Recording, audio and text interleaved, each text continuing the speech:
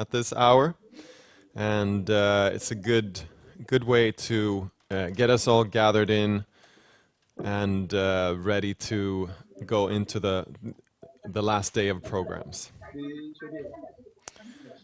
We're starting out with everybody muted, and hopping into the rapporteurs as we come into the program. And we'll start in about 15 minutes, or actually 13 minutes to be specific. And just until then, you can make yourselves comfortable, maybe reflect a little bit on an individual, on a personal level, from last day's or this morning's conversations. Yes. Zavada, you are now not muted. Hello. Hi, Jakarta. Hi, Jakarta. Hello. Hola, how are you? I'm very good, thank you, Rudy. How are you? Fine, thank you. Excellent. How are you? Have you had some good conversations this beginning of this day? Yes, we have a good conversation starting at 10 o'clock today in Jakarta. Yes. And we have two presentations, two nice presentations. Should I report it now or? You could. I'd be curious to know, and we're just having people drop in here in the Zoom room. So yeah, I'd be happy to hear you talk a little bit about it, and then you can take the executive summary version as we do the rapporteuring. Okay. We have two presentations regarding they have in Jakarta. One presentation is from our Christian fellow Anita Hesti from EcoCamp.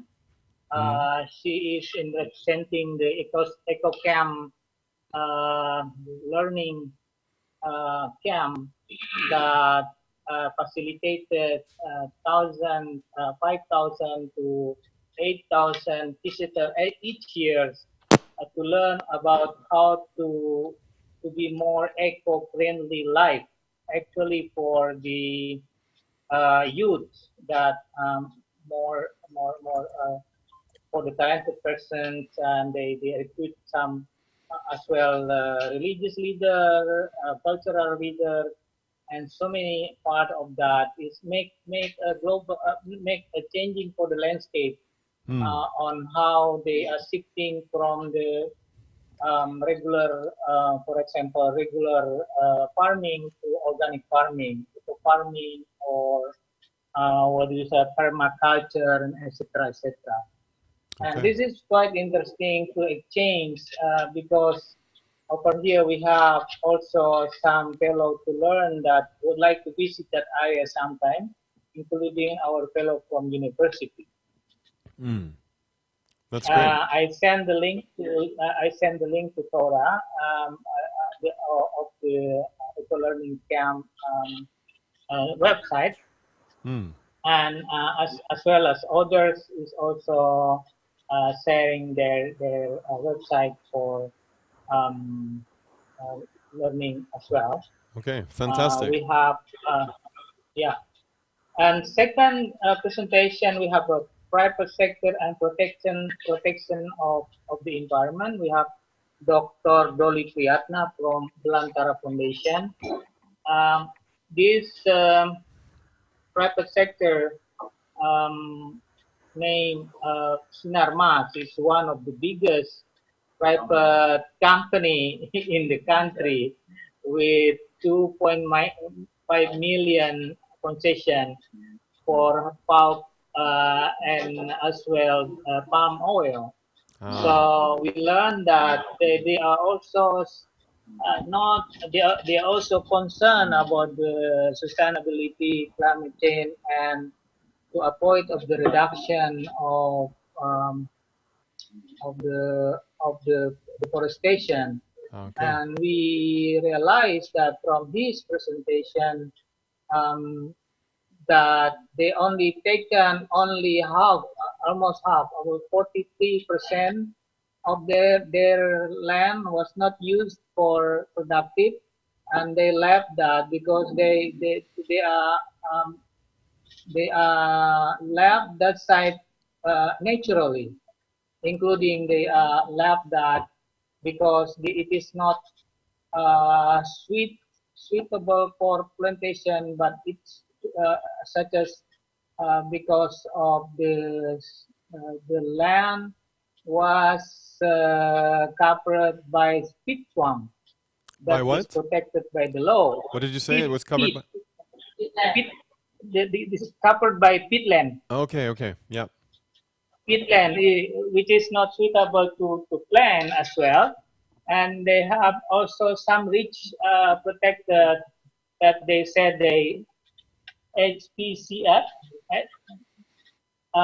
the high value for biodiversity that so that they are not going to degrade that. Instead of they are only put that aside and also put a credit for sustainability, of Hmm. course. Okay. That's quite interesting from the partner from the private sector that we learn that they are invest a lot on how to make the company as well the community working together for the sustainability working. Yeah. Okay. Great. Did they? Was there discussion then on the effectiveness of the regulation, or what? What did they like have internal measures to like? Was it company up to company policy, or was it a matter of national regulations, or also indeed like international regulations on the use of that land, or how was that discussed? Of course, they have international, both national and international, because they are following um, uh, the sustainability frameworks Mm. within international forum. And also within the national, they are following the government of Indonesia law. And to do that, they are also very strict and following the changing of the policy in the national regulation, of course. Mm. Mm. Okay. Benar, Mm. Garo? Thank you. Yeah, All right. So, yeah. This is a fruitful conversation. Was mm, a fruitful conversation. yeah, We learn a lot, and we hope we can collaborate together to help, including the faith group was interesting because they are not importing yet from this scheme with the private sector. And as we told that we have a community, we have congregation, we have tools such as the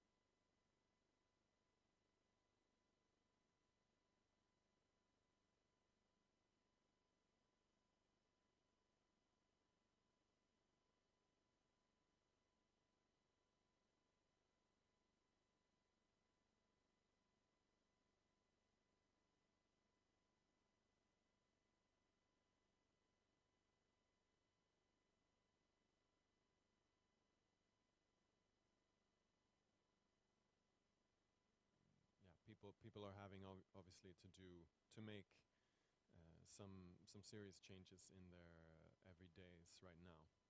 So we hope that you are all doing well, and we're really happy to join in this conversation with you over these days. And today, as you know, is our final day of this actual physical and digital conference, but the conversation, of course, does not end here. It didn't start here and it doesn't end here. We see this as a catalyst, and a catalyst for both continued connection, interconnection, and action.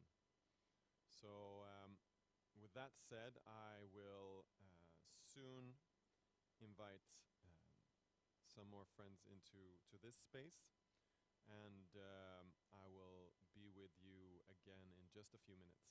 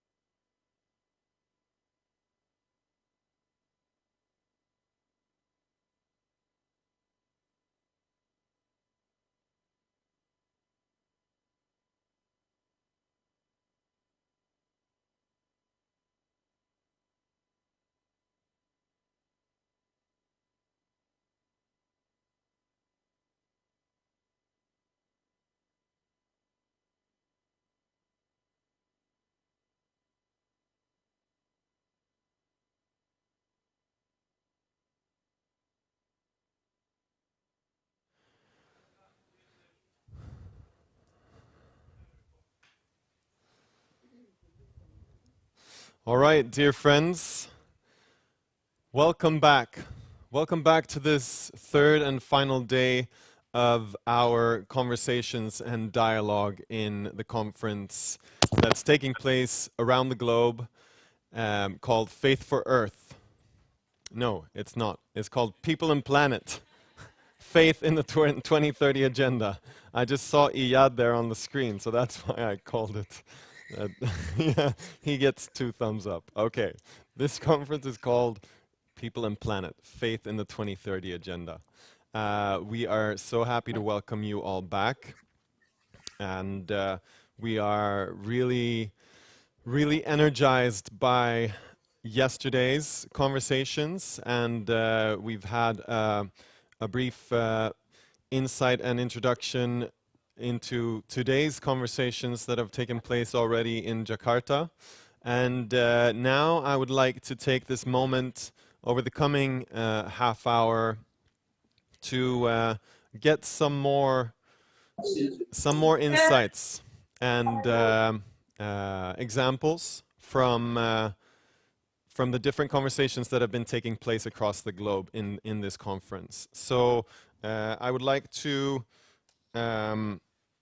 start off by giving the word to, and what I'm going to do is I will go to our appointed rapporteurs for the different country and twinning discussions. So if I may turn to our friend Ena in Sarajevo, I'd like you to start off this round of raising voices from the different conversations and report back just some key messages. And I will give people here about 3 minutes for us each to report back. So Ena, please let us know what some of the key points and outcomes that you talked about in Sarajevo. Hi everyone, good morning. For people that might not know me still, I'm Ena from Sarajevo, from our university, University of Sarajevo. I'm a biologist and now I work on an environmental project related to nature, environmental protection, and the cooperation between science and policy and decision makers. The twinning session from yesterday. Ne može ni Lutvija ići Alma Gordol. Ne može ona ići kod matere pa kod Malka pa kod matere. Someone is talking, I can't. Sorry to interrupt there. That's actually the simultaneous translation going on in Sarajevo, Okay. which is also a new element of this conference. So keep going. No, okay, thanks. So one of the questions was how youth can address environmental issues being considered by other hubs and in the global open space sessions. So we were talking about it, and the conclusions were that the use of digital technology for conferences it is economical and environmentally friendly and more attractive for youth. Then one of the conclusions was that traditional knowledge is being lost or fading and not transferred to younger generations due to migrations to cities. There is a need to simplify scientific terminology to reach broader audience. It is needed to include experts in psychology and sociology in tackling environmental issues. We need to choose ways how to address and approach people based on their personality and state of mind, especially in Bosnia and Herzegovina, where there is economical instability, PTSD. People have to think outside the box without prejudices and to link faith and science and offer nature and nature protection as a solution. Then we came out that the root of the problems is the lack of coordination. So there is no, or it's poor communication, there is no partnership. Then lack of action plans of the state, lack of media coverage of positive environmental actions, where we said that only bad news or good news. When something good is done about nature and environmental protection, it's not followed by media. Then the lack of mapping of youth organizations that work in the same field. So sometimes things are being done twice. So there is a pool needed. There is lack of employment in the field of environmental protection.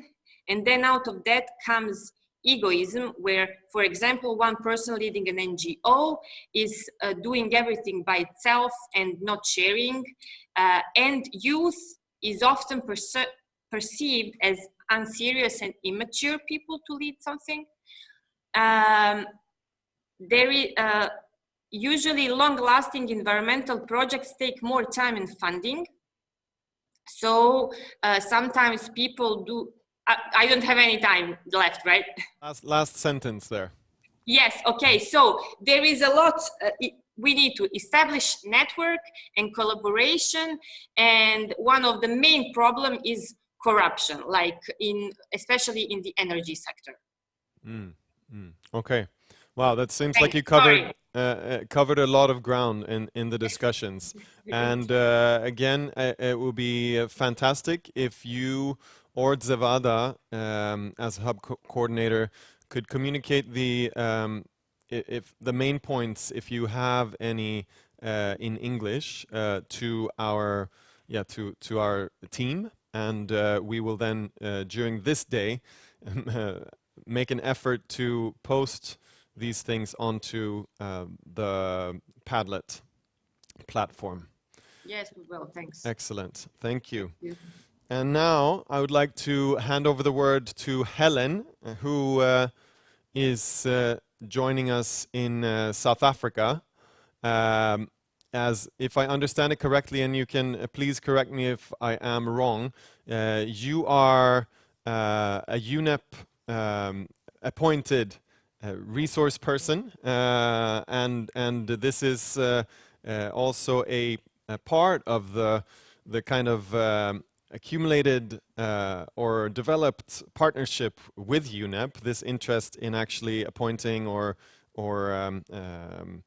encouraging UNEP, younger UNEP co-workers to join the conference in different parts of the world. So please share with us some of the key points and outcomes from your discussions. Well, thanks so much.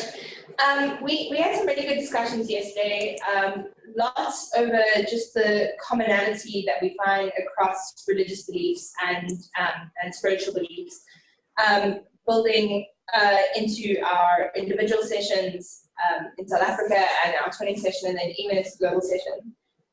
There was really good feedback from the session by Bishop Kenneth Mthatha as well.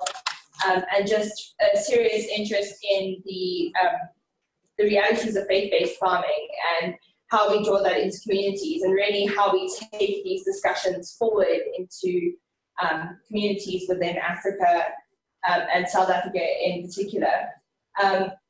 And that includes like how do we move that into a hands-on space? How do we include the faith aspects? Because it's something that we feel that has been discussed a lot, and really we're wanting to now look at the how. So we've looked at whether it's possible, but how do we do that, and how do we input that into communities? And then on the flip side, how do we bring the ecological elements into faith-based communities that are already established? So really in both regards, how do we what is our way forward? And then the discussions and the partnerships that we've established here, how do we take those forward out of this space as well? Particularly, we've seen a lot of influence coming from Kenya and really good input coming from Kenya in terms of things that have been working really well for them, and how do we put that into a South African context. I think that is pretty much me, but the reality is that we kind of discussed that it needs to come from the bottom up. So it needs to start with working in relationship with communities and with people, and really getting in there and getting involved, and then how we build that up.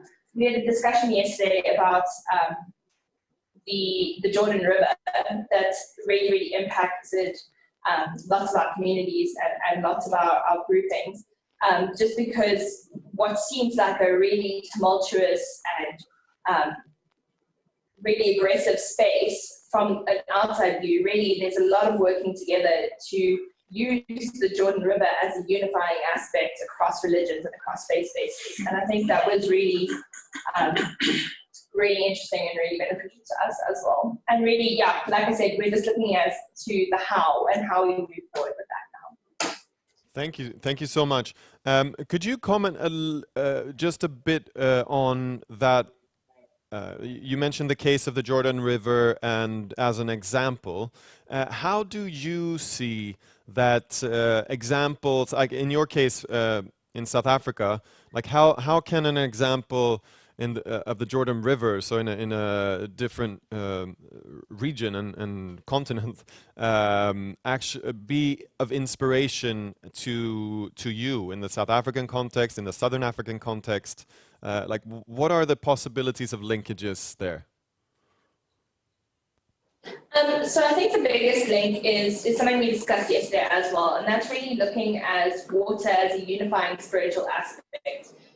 It's something that's used cross-culture, cross-religion, as a purifying and a beautifying resource. And so at the simplest level, I think it's important to realize that water is really the vital aspect. And so an example of the Jordan River and how something that is such an important aspect of faith, traditionally, as well as something that is just a human everyday need, and combining the two, we can use that as our biggest example here in South Africa as well. Thank you. Thank you. Thank you so much.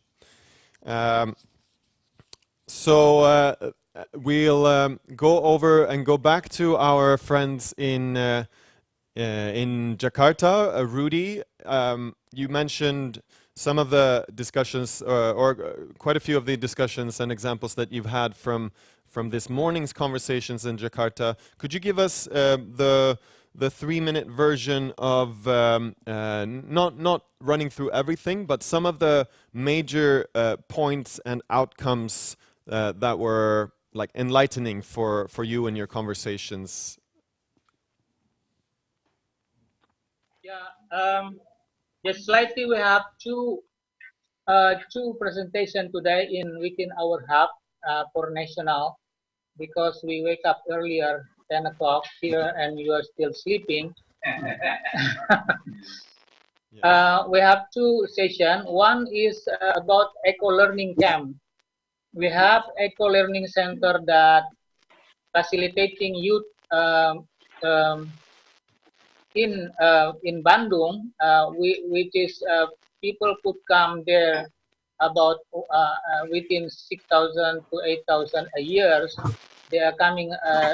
They might coming in groups for learning in sustainability life, such as climate change and how to do an eco farming, as well permaculture, etc., etc. This include the local leaders and faith leaders as well, the madrasas, and this is interfaith, because the one who established this institution is from multi-faith as well, mostly Catholic, but they are also Muslim establishing this institution. The second, we have presentation from the private sector, which is also enlightening us to find a way how we can collaborate together in the future. Thank you. Oh, fantastic. Thank you so much. And also these conversations, as as I mentioned just before we started here, this is neither the starting point nor the end point. Well, it is the starting point for some of these conversations that are actually taking place in this conference, and that is inspiring and of course heartening for us to hear that we have actually managed to pull together actors and organization and individuals who are speaking, talking to each other for the first times.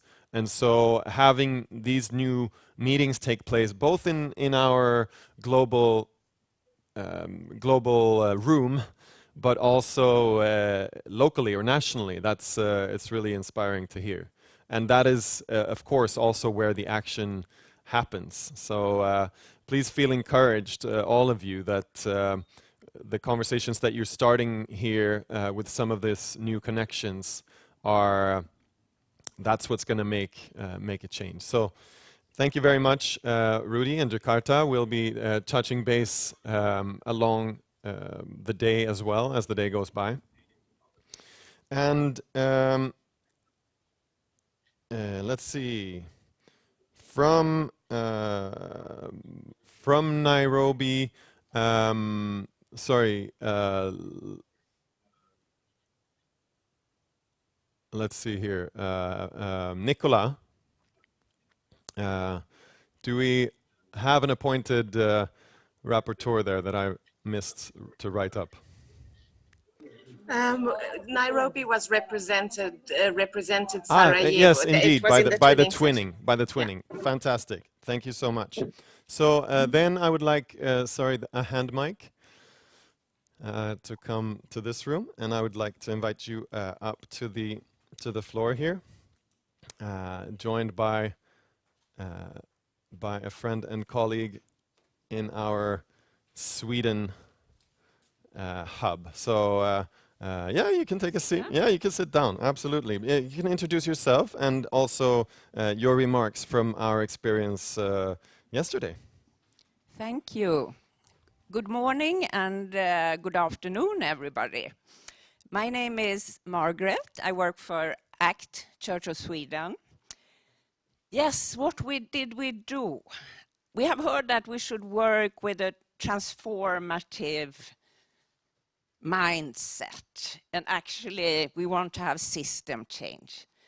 And the exercise yesterday for me was very, very nice, because we of course need the science, and we have talked about climate change, we have talked about the environmental degradation a lot with our head, and we need this knowledge. But what we did, some of us who were here in Sweden, we were brought out to the forest.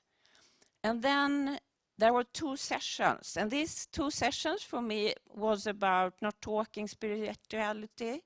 It was experiential spirituality. And there was another issue where we somehow experienced those things that our stomach needs. Water and the nutrition. So what did we do to talk with our hearts? I think in the same way as it's important to listen to the scientists who knows about nature and what's happening, we need to meet the people who are somehow living at the frontier of what is happening with nature and what is happening with climate change, those who are already living it, and who often also have a spiritual affiliation with nature. So we had a guide who told us about the Sami people, and he was also adopted by Aborigines in Australia, who I feel have something that some of us who have scripture religions sometimes forget, but we also have it. It's how we live and do the lived spirituality, because I think it's there where it starts to become transformative. And we were asked to find our tree. And I think that was very relaxing, because when we always see all the bad problems and the threats, we are like the toilet paper gathering people. You know, it's not very rational. But we sat down and we were looking, and it doesn't seem rational either. because we were asked to find our tree and talk with the tree. And here is a crazy lady. She talked with the tree, and the tree told me, lay down, look at me, and see the world from a different perspective. So for me, it was, and I think most of us, somebody told me they started to talk with a small plant and apologizing for what we are doing. So it was something in our heart, I think, that got very moved. Then, of course, we cannot start and just feel and know. Then we have to start to talk about our stomach. So we brought some scientists with us who started to talk about, what do we like to eat? And we started to realize, because they also said, actually looking, if we would divide all the land we have on the earth, we only have 2,000 square meters. And we have to eat what is possible to eat with that. If, our neighbors, people around us should have enough. So somehow, we also started to talk about and learn from the message of the stomach. And I think that is, what connectivity is about. And my last message is, let's not go from here. Now we have the head, the heart, and the stomach. Now we have to have the actions, because otherwise my daughter and the young people will just think that we have been talking. So let's go from here with some commitments of doing. Thank you. Wow. Thank you so much. So, yes. So bringing in the feet and the hands, perhaps, to join the rest of the organism that we are. Thank you so much. That's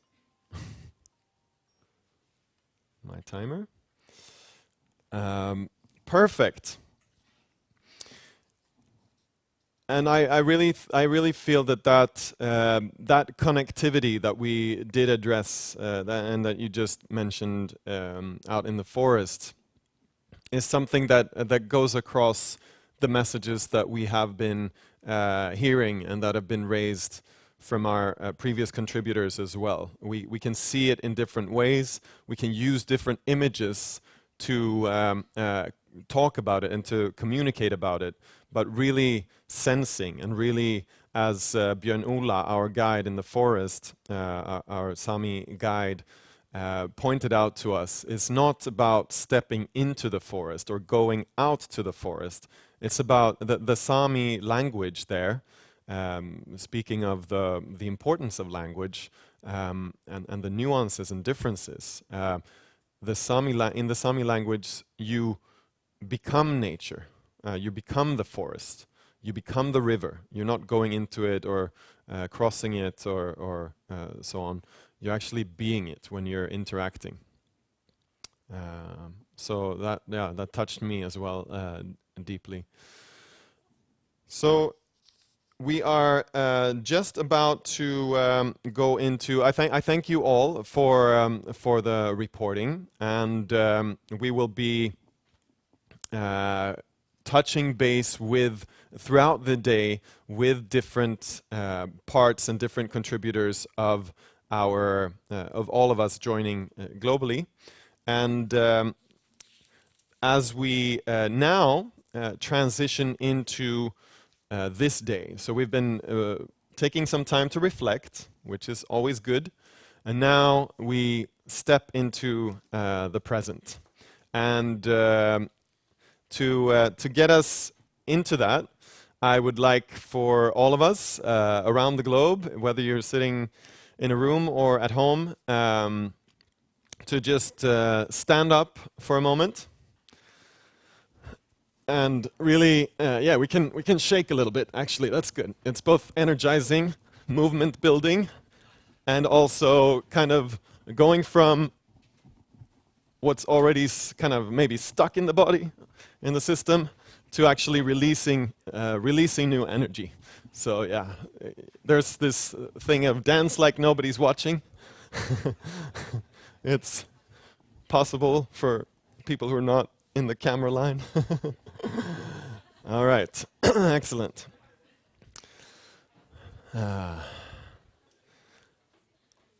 Yes, building movement.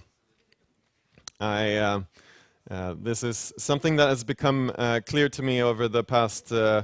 Actually, you know, I'm pretty slow. But it's become clear to me over the past year that this connection is about, like we also just heard, it's about me as a full organism rather than as a separated individual.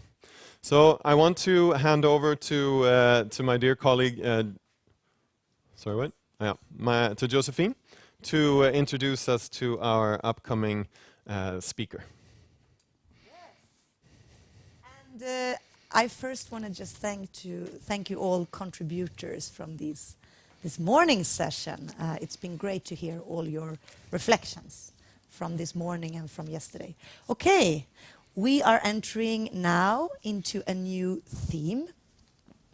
And the theme for our last day is the question, can faith save the earth and the planet? And today we will dig deeper into the question on, are faith communities around the world, indigenous faith communities, institutionalized religions, are they ready to step up and to take responsibility and action? And in the question, are they ready? We want to also see how are actually faith communities organized? What is the current leadership situation? Are leaders taking responsibility? Are they self-critical? And are young people, women, minorities invited in to have influence and a voice? And we're also going to critically examine if faith communities are critically self-reflecting on their own use, resource use and energy use and investments. As we know, faith actors are not only rooted locally with community and with people, but also faith actors are great investors. They own a lot of land around the globe. They are owning insurance companies. They run institutions such as hospitals, schools, universities, foundations. So there is a lot of homework to also be done and self-reflection. So today we will really dig into that. And to start us all, to get us all going here, we have our keynote for today. So Matthias, welcome here. Thank you. Welcome to sit down with me here. Thanks. Matthias Boning is currently acting as the director of the World Evangelical Alliance Sustainability Center in Bonn. And in your function there, you are acting also as the representative to the UN. And since 2018, you have been playing an active role in the Faith for Earth initiative that is driven by UNEP, together with faith actors around the globe. And also in addition to that, you are a representative of faith actors in the Multi-Faith Advisory Council in the UN Interagency Task Force for Religion and Development. So you often serve in the function of representing faith actors in UN settings. Evangelical. Evangelical. Actors, yeah. In the Multi-Faith Advisory Council. And for those of you who are not very familiar, with different denominations within world Christianity, evangelical movements are growing at a really fast speed on many continents right now.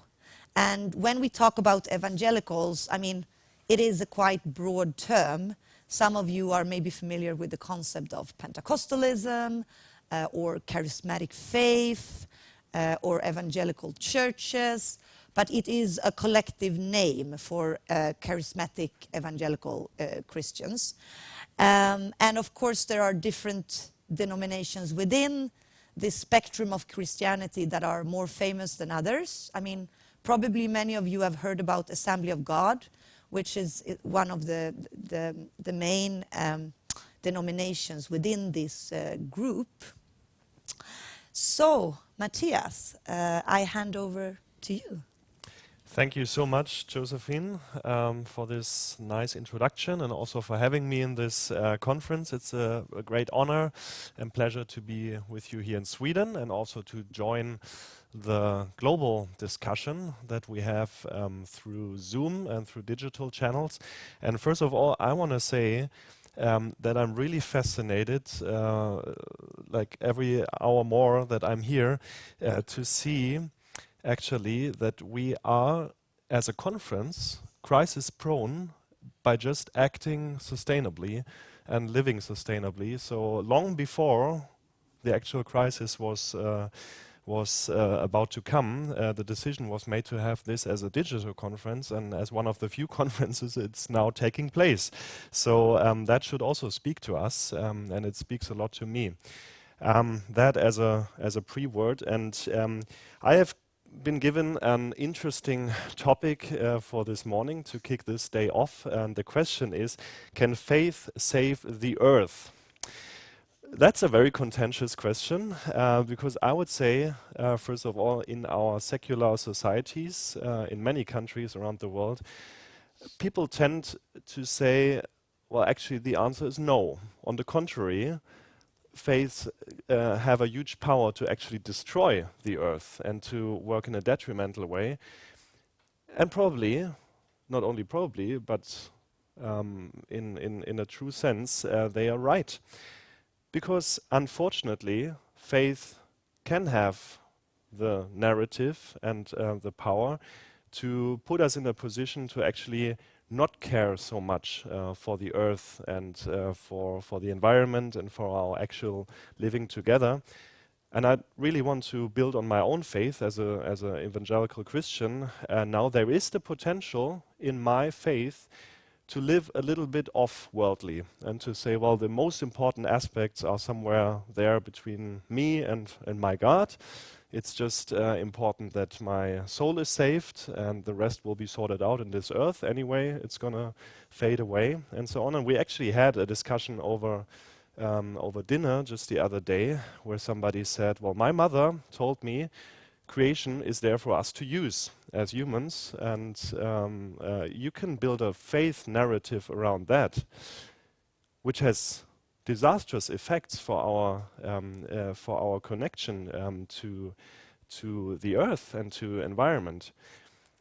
So yes, one answer can be no, faith will not save the earth. It's the contrary.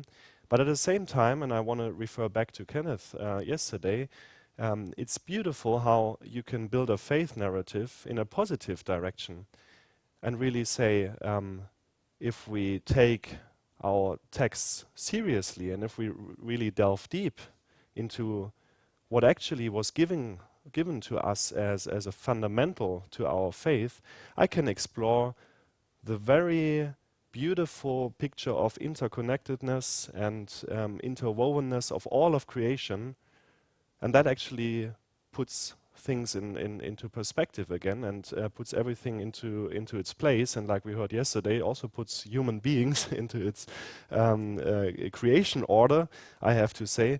So I just want to point out that it is a little bit tricky to say, can faith save the earth or can faith destroy the earth? On a very individual level, obviously, I think there's a lot of potential to say, yes, it can save the earth and it can be a positive force. Because when I think of faith and of my own way of living my faith, I think it is powerful in a number of ways. because it basically answers for me, and I think that also applies, and I experience it, it also applies to other faiths. It basically answers three questions. First question is, where do I actually come from? What was before me? Where do we come from as a humanity? Secondly, how do I understand the here and now? What should I actually do? What is the meaning of my living? And how do I understand the presence? And the third question, obviously, is where do we go? What's the future? What lies ahead? And I can just talk from my faith.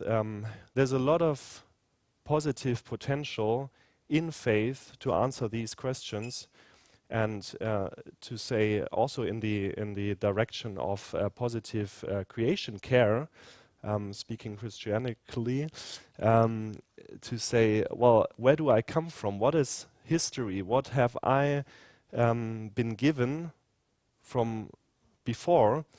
We have been given a stewardship mandate as Christians. That's what we believe in. That's the first mandate actually that mankind got, to build and protect the creation. So that was that is where we come from. Speaking about the here and now, what should I do? What can I do? We have the powerful picture of salt and light. We are not only called to be salt and light, Jesus actually says to us, you are salt and light.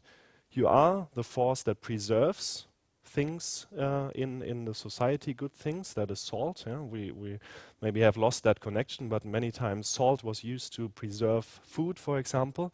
We are the force that preserves, and we are the force that proactively brings light into certain areas of darkness and to enlighten actually our understanding how the world functions. That is the here and now.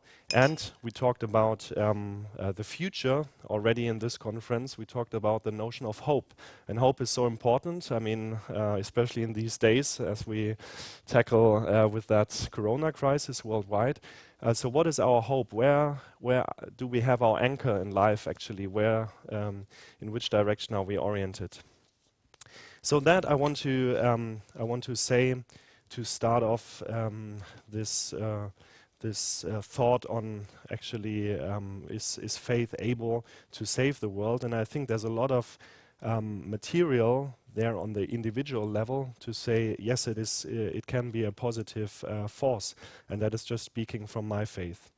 So, being representing you're representing a faith movement that is globally very, very influential in terms of financial muscles and if you look into actual followers, and if you look at, on a general Sunday, if you look at statistics on how many evangelical that do assembly for a Sunday service, there is enormous activity happening around the globe in evangelical movements. So how are the thoughts going around issues such as green-based investments when it comes to all these capital that is circulated around in your faith movement? Is there a movement within your movement to transform? Thank you for that question, because exactly when I look at maybe a little bit distant perspective, stepping out of my own faith, but looking at faith actors in general, I actually see three levels. We have the level of individual behavior and behavioral change. I was talking about that individually before. Then we have the level, and we've been talking about that in a workshop 2 days ago, how can actually the groups of people that are basically faith actors, how can they be mobilized in terms of campaigning and speaking out for certain issues? So that is a second level where faith actors can actually be a positive force. And then the third level is really the institution itself. And I want to spend some time talking about that, because if we look at the faith actors as institutions, we see the huge economic power that they hold, and also the power to actually move a lot of areas like global education, how to green assets, also physical assets and so on. So that is something where actual influence and concrete utilization of assets and instruments can take place that are in the hands of faith actors. And as we, as the World Evangelical Alliance Sustainability Center, are also founding member of Faith for Earth, and this day today has already been declared the Faith for Earth conference. So Faith for Earth plays a big role because it's partner to this People and Planet conference. I want to talk about these aspects in the perspective of the Faith for Earth initiative, which was started by UNEP, the United Nations Environment Programme, that really works beautifully on that third level, how to deal with faith actors in their institutionalized capacity with all the aspects that come here. And the Faith for Earth initiative basically has three priorities or three areas that it is working in. First is leadership for policy impact. Second is greening FBO's assets and financing the SDGs. And the third priority area is science faith-based evidence. Why or where do these three priorities come from? It is exactly those assets and those instruments that faith actors have on the institutionalized level, because if we think what is actually there on these levels, we see that first of all we have remarkable trusted leadership and voices that are really heard within faith actors. So that is the leadership level and the leadership priority. We have assets, I'm going to talk about that in a second. And we have on the science faith-based nexus level a lot of initiatives and activities by faith actors that have never been mapped or never been analyzed, but that have been there for probably hundreds of years in some instances. And also, as we hear time and again in science, actually the faith narrative can fill the missing gap in scientific knowledge.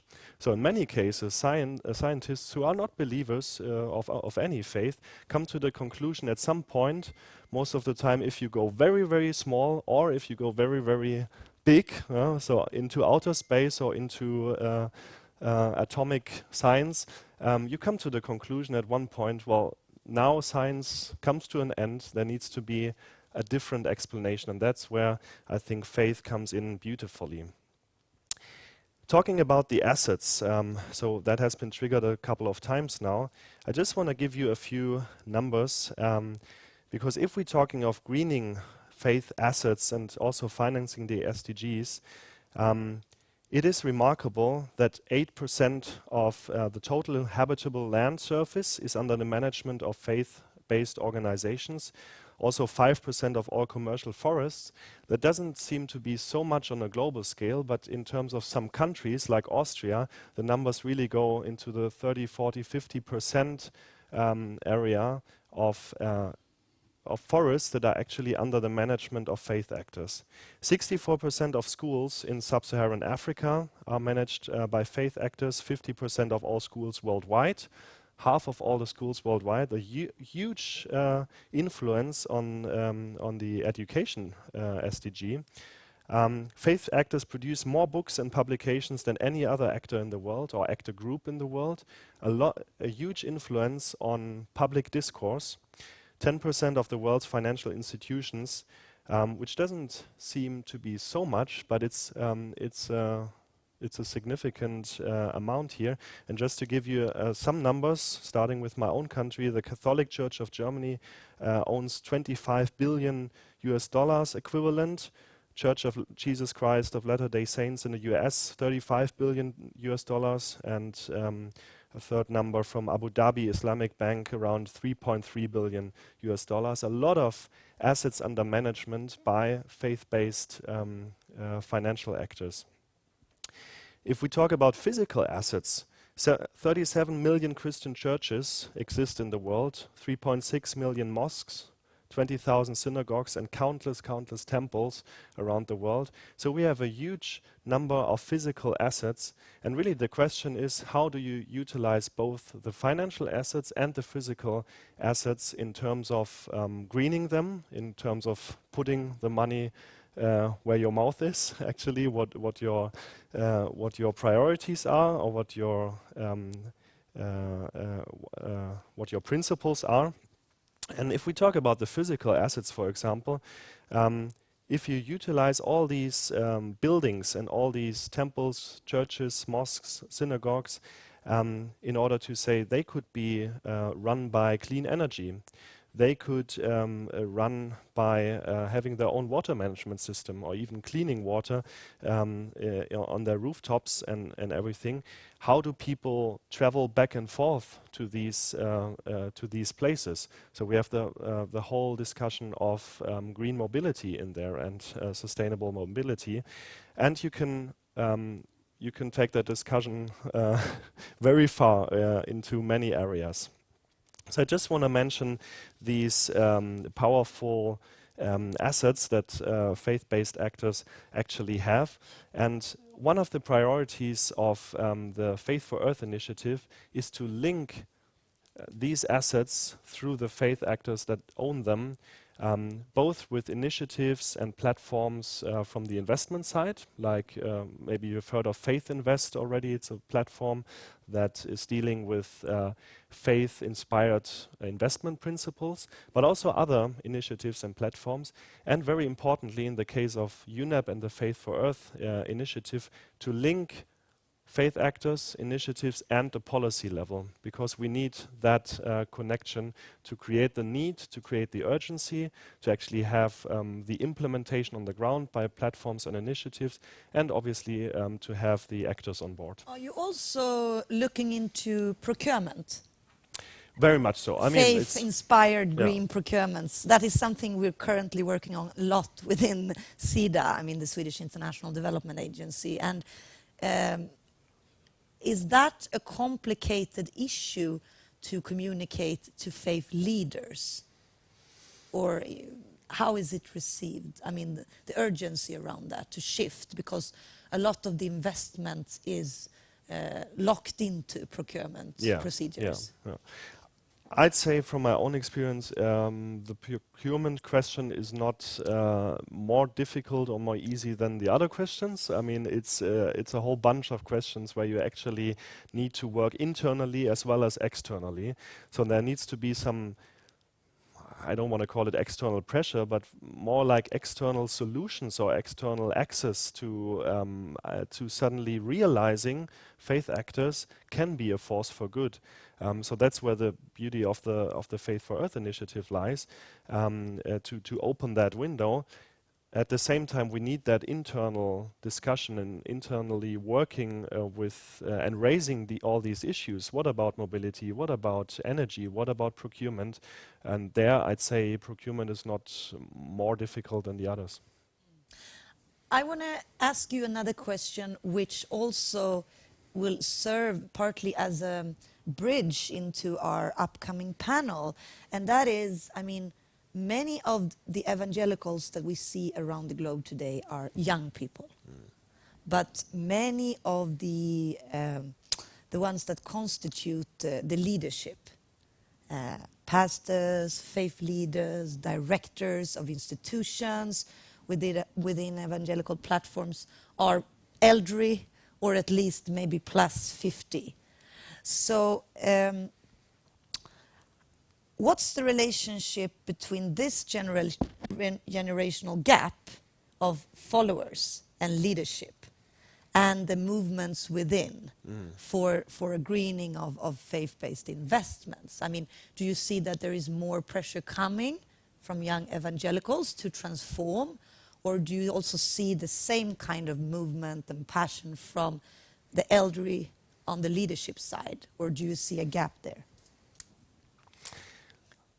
Okay, to be very honest, and really speaking of my own faith now, I have the impression a little bit, at least in the evangelical communities, that unlike in other areas of society, the young generation is not the most transformative one in our own community in terms of taking it to the next level, in terms of really caring for creation. That is very self-critical now and very self-reflective, and that's something we have identified as a priority.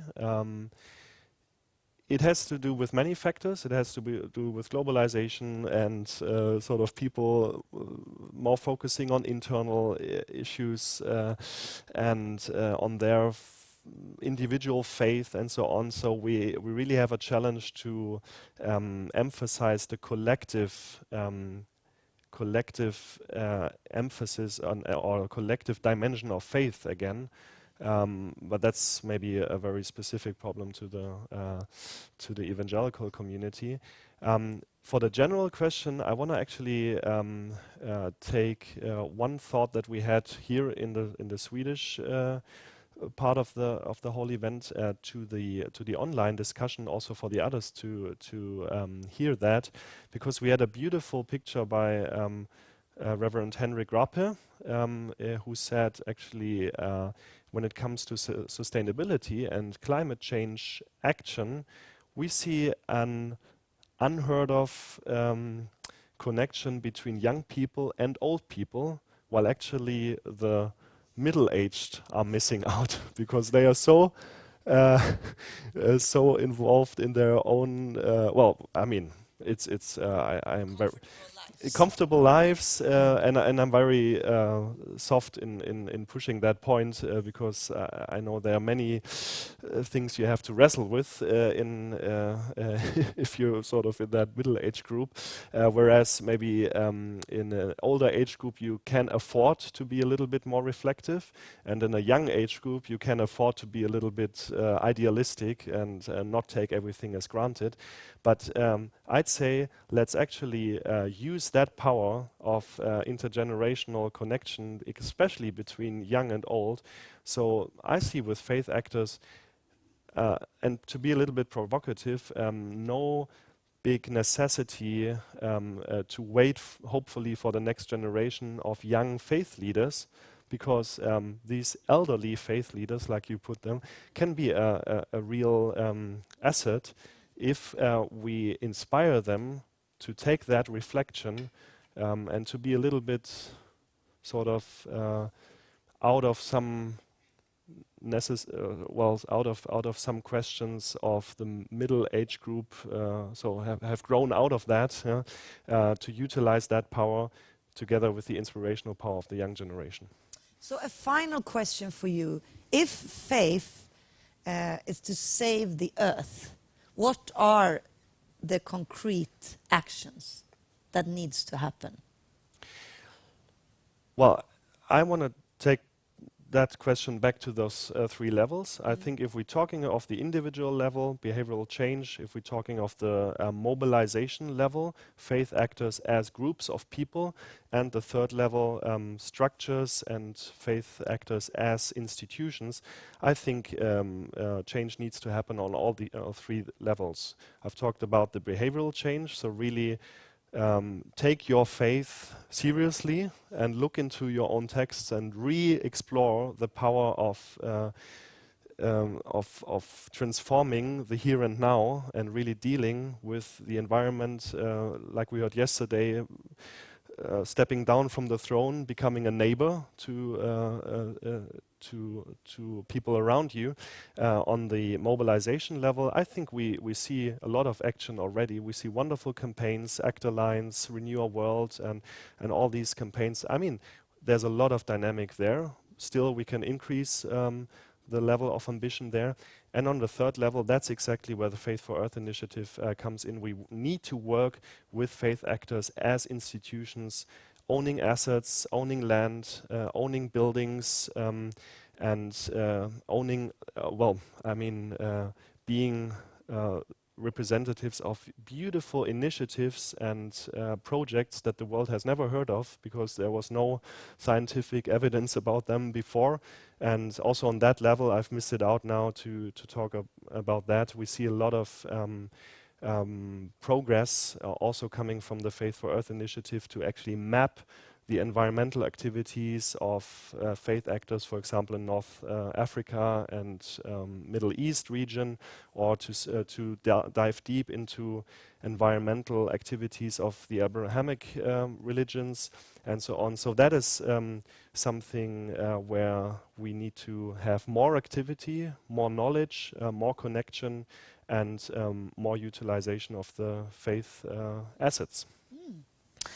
Thank you so much, Matthias, for contributing as a speaker in People and Planet. And now we will invite in our panel. So thank you so much. Thank you very much. And two of our panelists are present here. So yes, so we want to invite up Anil Singh and also Sandra Svartling. And let's see, here we are. And also Josephine, let's see. Aksa? Do we have Aksa with us from Kenya? Tanzania? From Tanzania? Actually, so maybe if you will take your, your device here, and we've been trying to establish contact and having some challenges in that, so you can just see if you can give her a call and see if we can connect. The challenges of connections, nothing that can't be solved. So how are you doing this morning? Let's see, maybe, can I hop in here as well? Is that okay? Thank you. And I will, yes, we will need a hand mic. I have one here, and that is perfectly usable. You will actually be first, so it's good that you hold that. And I will serve us some water.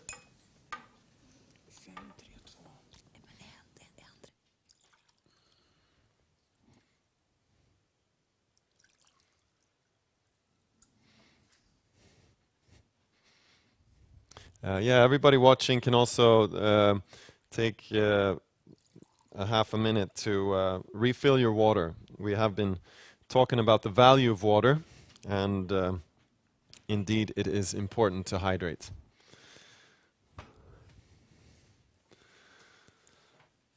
So we're still checking if Aksa can be connecting with us on the Zoom link. So she has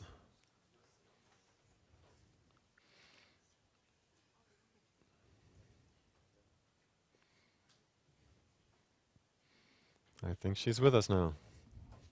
I'm gonna sit down. The link should be in an email.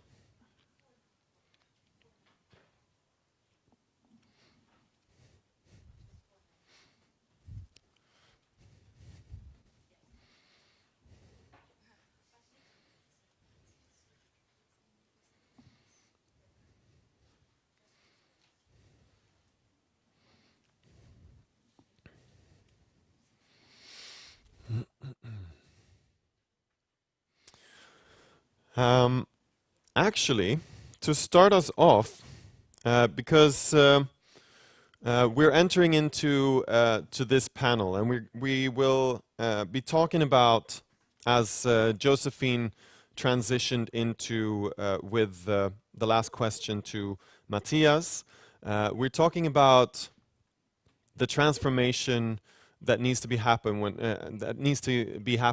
with regards to climate change and environmental justice movements, and faith actors, and the role of faith leadership as well in these challenging times.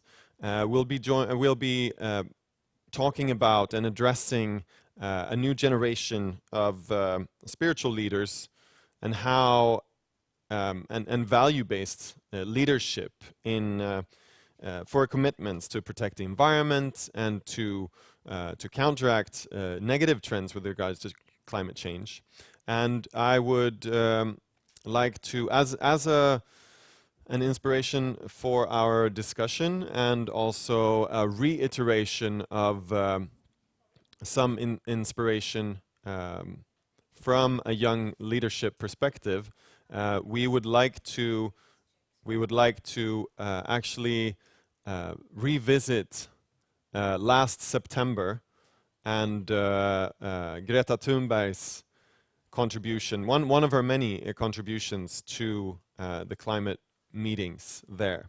So I have a YouTube link that I'm gonna play here, just so our tech people can make sure that that is gonna be displayed.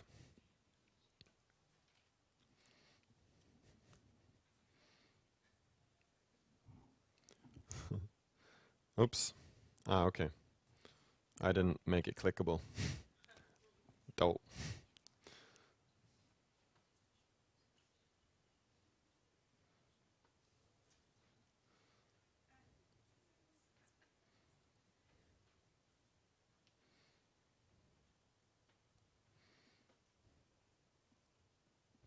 This is all wrong.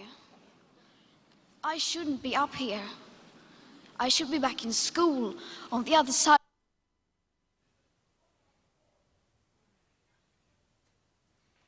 Sorry, just making sure that... okay, sorry, Windows P. Okay.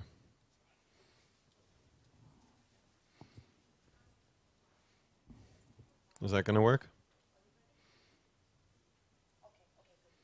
All right, we'll try again.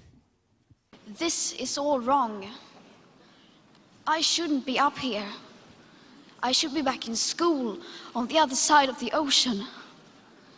Yet you all come to us young people for hope. How dare you? You have stolen my dreams and my childhood with your empty words, and yet I'm one of the lucky ones. People are suffering, people are dying, entire ecosystems are collapsing. We are in the beginning of a mass extinction, and all you can talk about is money and fairy tales of eternal economic growth. How dare you?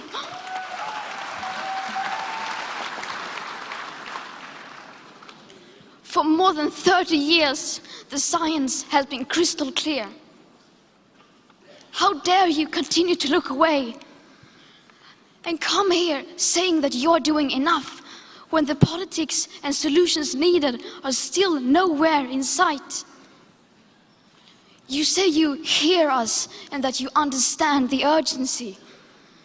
But no matter how sad and angry I am, I do not want to believe that. Because if you really understood the situation and still kept on failing to act, then you would be evil, and that I refuse to believe.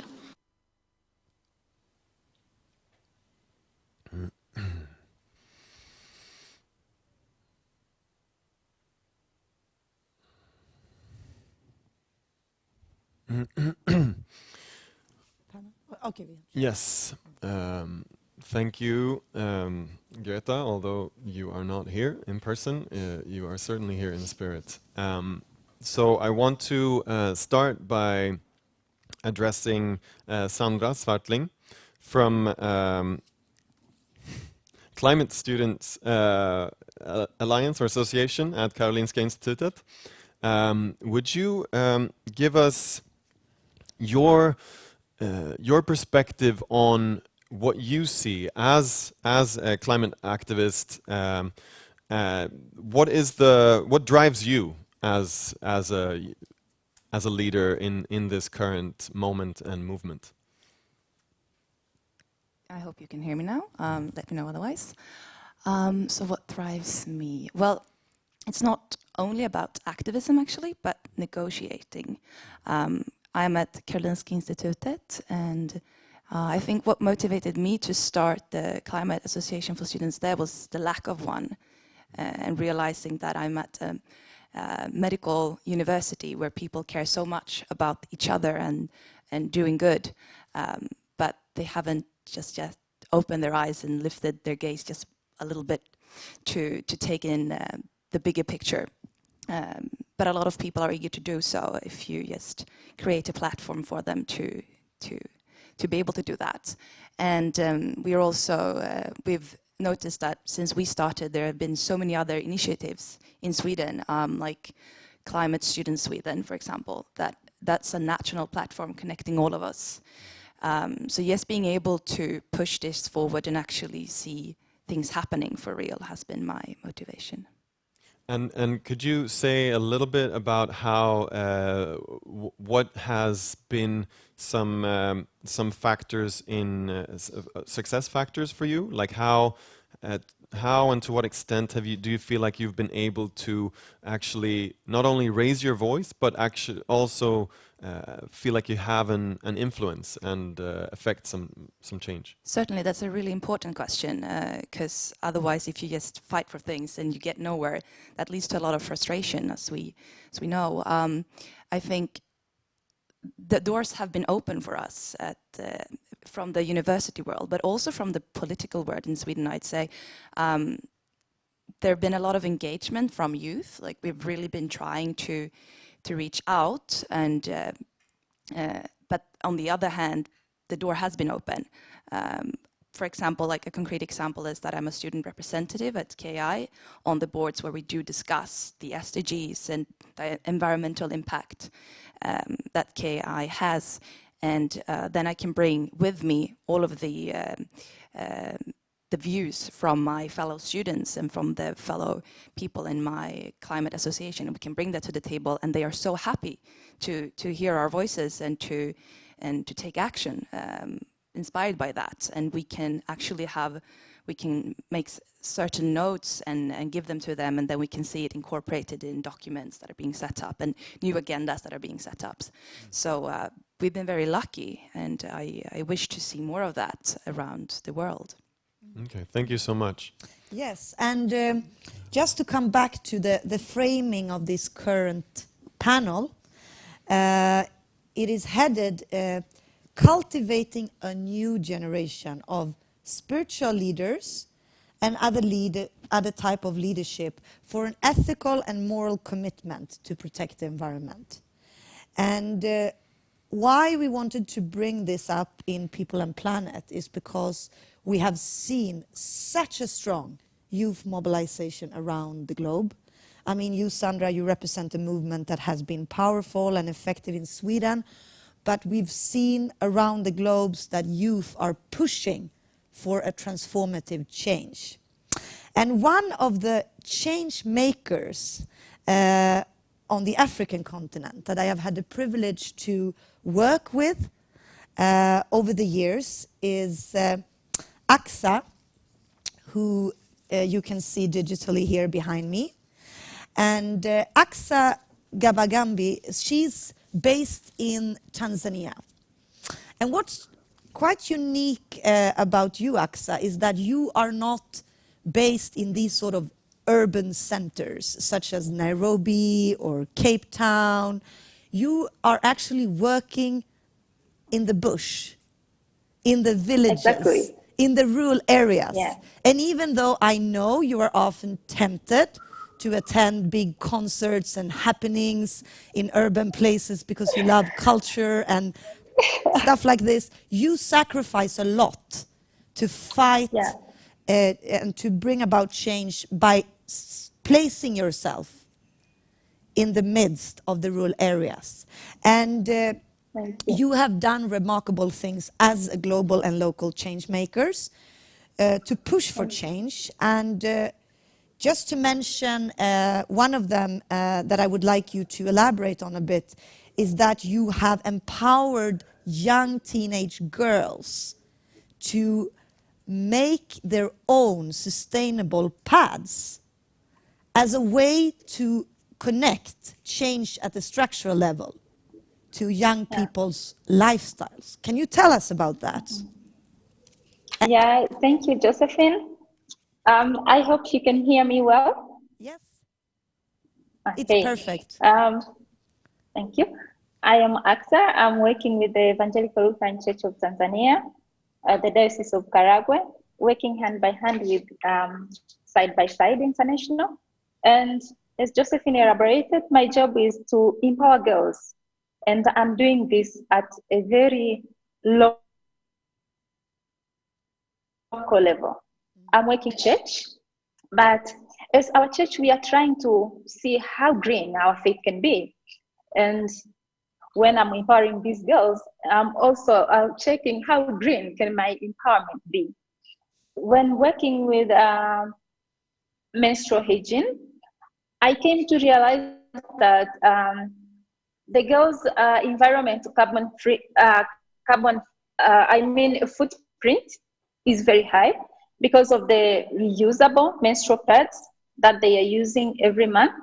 It seems like every girl must throw to the ground or bury more than 10 pieces of pads under the ground. And because we have few best practices on sanitary waste management. So then we came to realize that it's important to green the red, like to green our menstrual periods. That's when we came with the thought of using. Hello? Yes, we hear you. Josephine, can you hear me? Yes, we can hear you. Continue. Okay. So we came with the idea of greening our menstrual period. And that's when we are concentrating on using reusable pads. We are encouraging girls to use cotton or their own handmade pads. And mostly when needed, we introduced the cups, to use menstrual cups as an alternative to disposable pads. And because we are at the local level, we are talking at the village level, where most of the girls are marginalized. They are not involved in decision making. Most of them know nothing about Agenda 2030. And so most of them know nothing about environment or how they can measure their footprint in their everyday activities, in their everyday life. And this is what we are trying to explain to them, that by using your lifestyle, you can contribute a lot in saving our planet, starting with your period. Thank you, Aksa. That's very concrete. Starting with your period, you can save the planet. So you have done a lot of radical things as a change maker. I mean, you have pushed for norms to be changed. You have pushed for communities to transform. And you are a very strong young lady. How is it like to operate within a faith community? I mean, you are working for the Evangelical Lutheran Church in Tanzania, which is the second largest Lutheran church in the world after Mekano Jesuit Church in Ethiopia. So how is it like to be in that institutional religious setting and still be a powerful change maker on the ground? How does it work for you? First of all, it's very good working with faith-based organizations, because for us as faith-based organizations, we are not hired shepherds. We feel like this stewardship burden on our shoulders, that we are stewards who are taking care of the planet, taking care of creation on behalf of God, and at the end we will be accountable for what we did. So we are not doing it because it's a must, but because we are willing to do it. And unfortunately, it happens that just some kind of religious leaders may kind of turn into more political by speaking more than taking actions. That's when I find it like there must be a difference between faith-based actors and political leaders. As faith-based actors, I look more on their actions. They should be role models. They should lead by examples. They should live a life that others can look upon. To me, being a faith-based actor is that my actions should speak more than my words. So people should learn from my actions, not from what I say. Wow. So, yeah. So as faith-based actors, yes, Justin? Yeah, continue. You can conclude there. You were about to conclude your reasoning, yeah. Okay. So on people, planet, and faith with Agenda 2030, for us as Christians, faith is actions. We can't touch faith. Faith is just expressed through what we do. So if we are talking about faith in the Agenda 2030, we are talking about our actions. So how green our actions are is faith-based actors, starting from our very local level, from our personal level of living, personal lifestyle. How green are we? Wow, thank you so much. Yeah. Thank you very much, Aksa, for that contribution, and we'll come back to you again. I want to invite also Anil Singh from the Baha'i Association in Sweden, and I would like to ask you first to sort of give a brief introduction of yourself and your work, and to give us a perspective on what are your experiences in your faith community and in your indeed also academic and professional work and environment. What are your perceptions on pushing the agendas? Thanks, and thanks for this opportunity to share.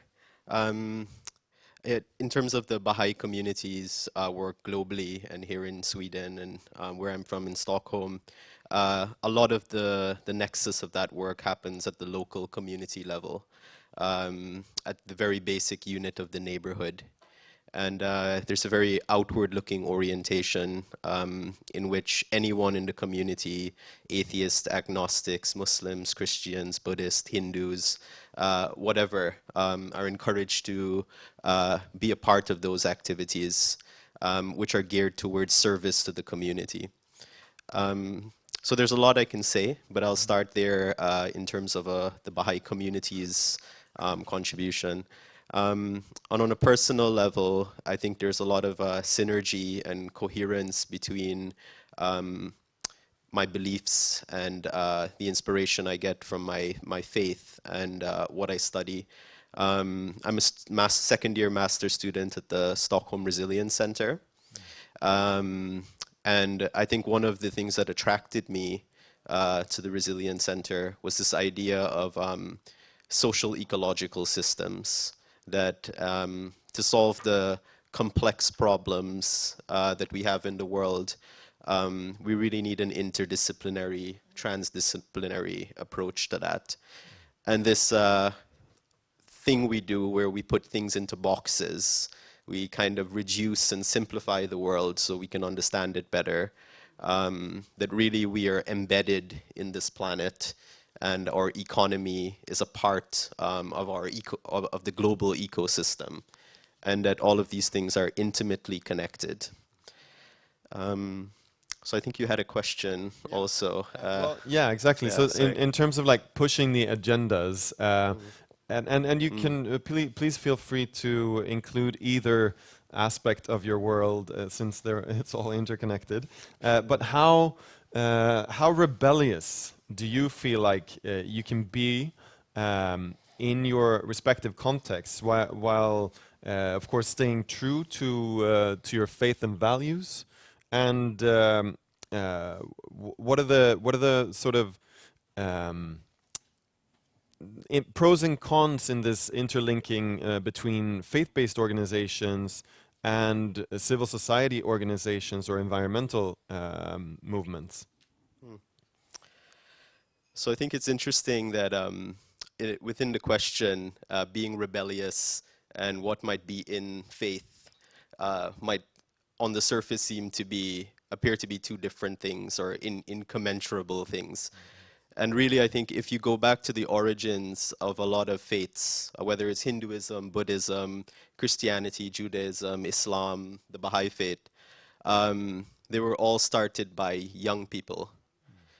Young people who were in a society that was saying to them, this is the way things should be. They were embedded power structures that wanted to keep things the way they were. And these young people, inspired by God, arose and created a revolution. And indeed, many of them gave their lives for these causes and suffered greatly. So I think within faith, if we really go back to the core and essence of faith, there is this revolutionary spirit within it, and this power and ability to recast and transform things. And I think that that's sort of what we're missing in the climate discourse and the environmental discourse, and actually a lot of discourses and actions in the world. I think we have a wealth of information. We live in an information age. We know a lot, but there's a vacuum in terms of our spiritual beings and the power that we can draw on in faith to really motivate and create change. And I think that that doesn't come from any one faith. I think it can come from all. And I think the more we work on thinking about what we have in common and what are the eternal spiritual values that all of these faiths talk about, if you go to the essence of them, I think that we can draw on that power and really bring about change. So to answer that question, I see it as it's one thing, this idea of being revolutionary. I know you used rebellious, I just prefer the word. You know, I see it as being a part of it, but I also think that being revolutionary doesn't have to be sporadic and impulsive. I think it can be systematic. I can think it can be rooted in a culture of learning, being in a learning mode, and drawing on this spiritual quality of humility that younger generations can learn from older generations, and frankly, that veterans can also learn from younger people. So I'll just... I'll pick up on that one, how we all around the globe can see movements of revolutionary spiritual young leaders within faith communities. And I want to come back to you, Aksa, because our keynote for this morning, Matthias, he was self-critical and reflected on the challenges when it comes to the fact that all young evangelicals do not understand the urgency with climate change and biodiversity loss. So what is your message to those young people around the globe in different faith communities that have not yet understood the urgency and that are not yet acting in a revolutionary, spiritual, transformational way? My message to them is that, as I said first, we are all stewards of God's creation as Christians. As you said from the beginning, that I'm dealing with a lot, changing norms, changing the community, changing a lot of things that are happening in our society. But one among the things that is uniting us all is environment. Some places might be dealing with war, with diseases, which are not in your place. But when we talk about environment, it's something that is coming for us all. And it's something that we must fight us all. So it's important that we all join together. Whether you see it with your eyes, whether you see it in your village, you see it in your place, or you don't. But just know that when it comes, it's coming for us all. And it's upon us all to come together as Christians, as people of all faiths, and those without faith, to fight this together in solidarity. Thank you. And at the end, you were also addressing not only the interfaith approach, but also people with a non-defined faith or secular actors. So maybe we could come back to you, Sandra, and see, I mean, here in People and Planet, we are exploring nexus of faith and environment, and we see that there is a urgent need to also work in new innovative ways between secular and faith actors. So what potential do you see there, for example, in Sweden? How can you further broaden your collaborations and networks and platforms to collaborate more dynamically between secular climate movements and faith-inspired movements? Thank you for that question. I think it is very important that we do so, and I think we have to find a common language that we can use across religions and faith groups and secular groups. And we spoke about this yesterday, that we are seeing in the youth movement now from secular groups that we are grasping for a language that is broader and a broader concept to motivate ourselves with. And I've seen it over the past year growing stronger. And how we can do it is, I think we have to just start inviting each other, because we tend to forget each other. And I think like the motivation to work together is there. We just need to remember each other more often. We've become really good at working together amongst the secular groups in Sweden. I've seen that the last year. And that is a good example of how we can continue and work with each other as well. Fantastic. Again, I see this inspiration of taking place right here. And what I want to do in just a moment is to invite you all participating around the globe in another breakout session to do exactly that, kind of random, randomized groupings. To actually connect with someone who you might not have spoken to already, and who you might not have spoken to if you had not been attending this conference. So before we break out into groups, I would like you all as panelists to finally pick up briefly on a new insight you have gained from one of the other panelists. So briefly, just to pick up on something that you really got and heard from the others. Can we start with you, Aksa?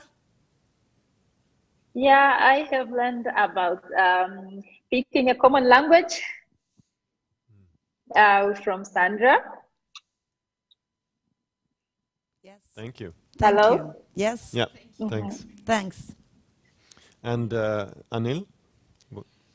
Yeah, I think, you know, if half of the world, women, are not given the opportunities that is their right, then I think talking about biodiversity loss, climate change is a moot point. It doesn't make sense. Like the Baha'i writings describe the equality of men and women as wings of a bird. If one wing is not sufficiently developed, that bird can't fly and progress. So I think just in, I know very specific comments that were made, that's what came to mind for me. And I think that men have a responsibility in promoting this, because we have been throughout history the perpetrators of that oppression. So I think that responsibility needs to be taken very seriously, especially within a faith context. Thank you for bringing that up. Sandra? So I've learned from you, Anil, not only today, but also during the discussions here that we've had, that you have a language that is perfect for communicating across borders, the way that you've shared the message from your faith group. And that's one example of how we can do, and I think it really creates a concept that we all can sign up for. I would actually like to include myself in this round and say that I really got inspired by your concept of the revolutionary foundation of faiths and of people of faith, and going back to those revolutionary roots, and also in the word revolution, of course, it is per definition a revolution, a continuous turning. So that's really an inspiring comment. Thank you. Finally, I will also pick up on what you talked about in terms of being systematic and using a system analysis approach. Because often you tend to portray idealistic people or revolutionary movements as being ad hoc, as running just another demonstration or act of civil disobedience, but all these actions are linked together. And we have to see the system at large. So thanks for also bringing that up. So we thank our panel with a round of applause. Rounds of applause. And now we will, in our digital room, we will break out into breakout groups, and you will get about 8 minutes to talk to each other about the kind of the same reflections. What is the primary reflection that you have, that you want to share with the others? So, and in this physical room, we'll do it in the room.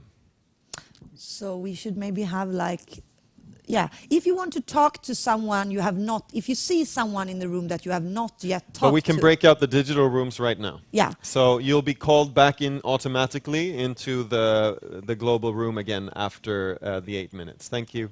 Thank you to everyone globally. And for those who are here in the Swedish Learning Hub, since this is the final day of People and Planet, we want to ensure that all of you have really elaborated on each other's perspectives and connections and insights.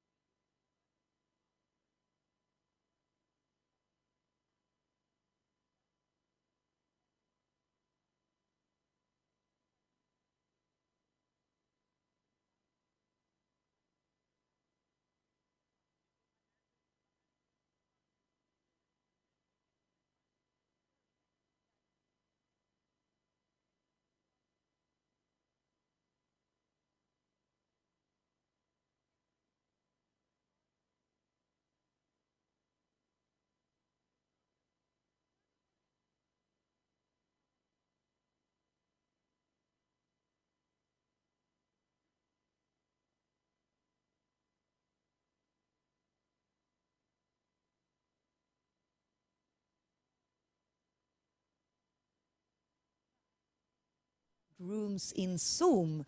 And even here in the Swedish Learning Hub, we now have reassembled back from the group discussions on some of the insight we gained from the panel we listened to this morning. And soon, when we are all back from the breakout rooms, we're still waiting for a couple of people, I will introduce our next and second keynote address for today. But while we wait, are all back, Bengt? Yes. Okay, excellent. So all are back. Today we are framing, today is framed around can faith save the earth? And we who are part of the People and Planet, we want to actually move from symbolic action to actual influence. And for that, we need a transformative faith leadership. And in order for us not just to talk about transformational faith leaders at the theoretical level, I've actually invited in a transformative faith leader to address us as a second keynote of today. And that is Imam Mohsin Hendricks from South Africa. And you are, among other things, leading and acting as the leader of Compassion-Centered Islam. And you were originally trained as a scholar, as an imam back in Pakistan, but you have served primarily with a base in South Africa, but you also work around the globe. You have been pushing for change in countries such as Bangladesh, Philippines, Rwanda, Tanzania, the rest of East Africa, many other South African countries, other countries in Asia. And the reason why I frame you under the concept of transformational faith leadership is because you work from within, from the heart. And you are driving a global change for a more inclusive Islam. So I want to hand over to you, Mohsin, to share with us not only the insights from your work, but what is driving you as a transformational faith leader. And is it possible with transformational faith leadership to save the earth? Thank you, Josephine. Let me first start off by greeting everyone with the universal greetings of peace. Assalamu alaikum. May the peace and blessings of our Creator and Sustainer be upon all of us. And I want to begin my speech in the name of God, the indiscriminately compassionate, the infinitely merciful.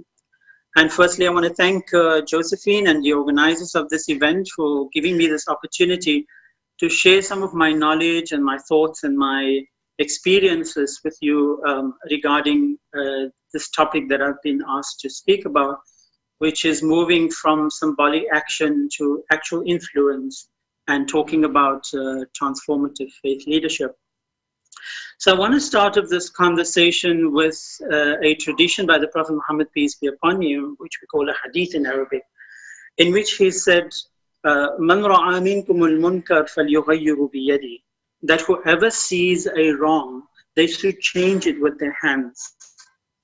وَإِن لَمْ يَسْتَطِيعْ فَبِلِسَانِهِ, and if they're not able to do that, then at least they should speak out against it. وَإِن لَمْ يَسْتَطِيعْ فَبِقَلْبِهِ, and if they're still not able to do that, then at least they should detest it in their hearts. وَذَلِكَ أَضْعَفُ الْإِيمَانِ, but that, he said, is the weakest form of faith. And then the Prophet also said that the believers are like one body. That if one part of the body is suffering, the whole body will feel the pain. And so these kinds of sayings from the Prophet speaks to our collective humanity, in which there is a need for all of us to contribute towards social justice and to healing our environment in any capacity that we are able to do so.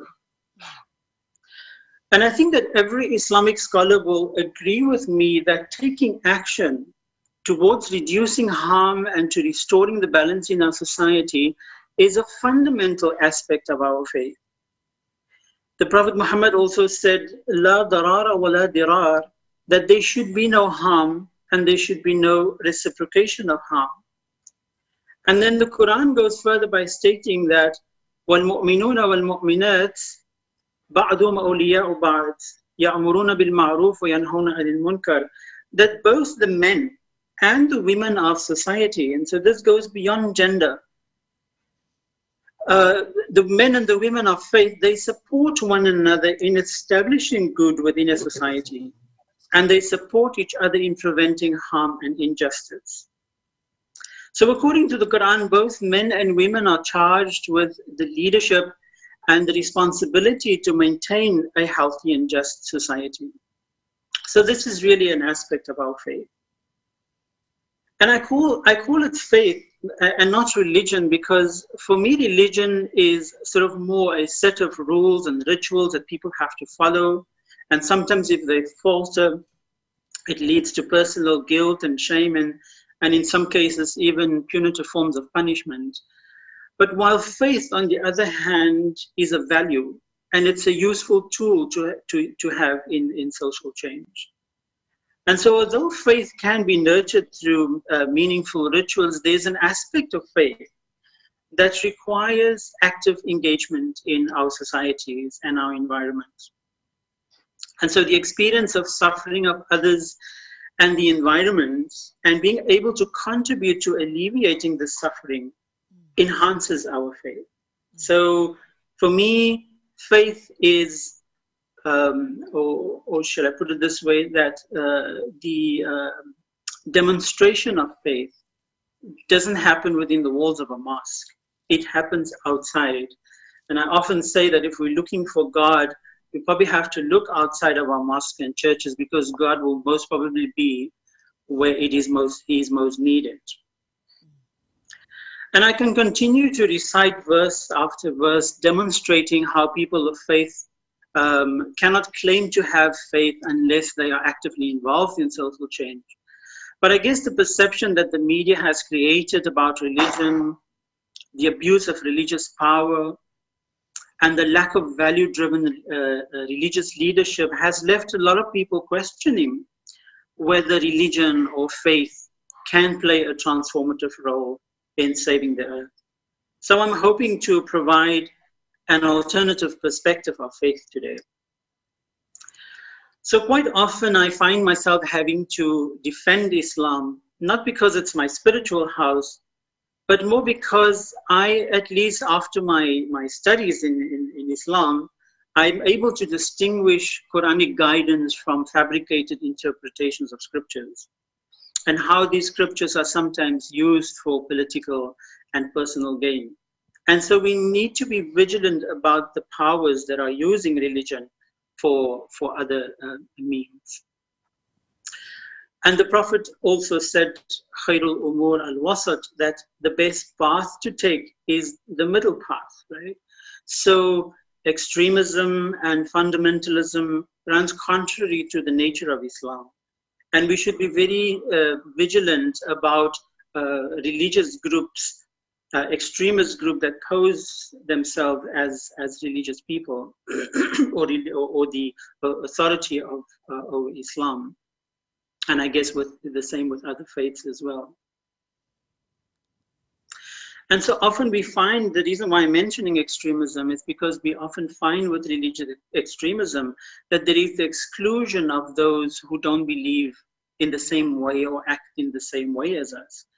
But on the contrary, when we talk about faith, faith actually requires us to include rather than exclude, to include the marginalized, to include those in society that is, that doesn't have the privileges that the mainstream society might have. And I mean, this is also what Jesus has done, right? Jesus chose the woman who was considered the prostitute to anoint his feet. So my need in regards to scripture is really to ensure that justice is done to scripture, and that scripture has a practical relevance to transforming society. I mean, often we see scripture being used to bash people and to exclude people. But the Quran reminds us of its purpose, and the Quran says, وَنُنَزِّلُ مِنَ الْقُرْآنِ مَا هُوَ شِفَاءٌ وَرَحْمَةٌ لِلْمُؤْمِنِينَ, that we have indeed revealed in this Quran that which is a healing and a mercy to those who have faith. So scripture should always be used to affirm and to support people and to support the environment in terms of healing it. Religious leaders play a critical role in social transformation. And so one of the ways in which we can recognize good leadership is to look for them amongst the suffering and not necessarily within religious spaces. Because when I'm in my mosque, it's either to recharge my spiritual batteries, to seek some seclusion and some private space with God, or to encourage some of my congregations in my speeches.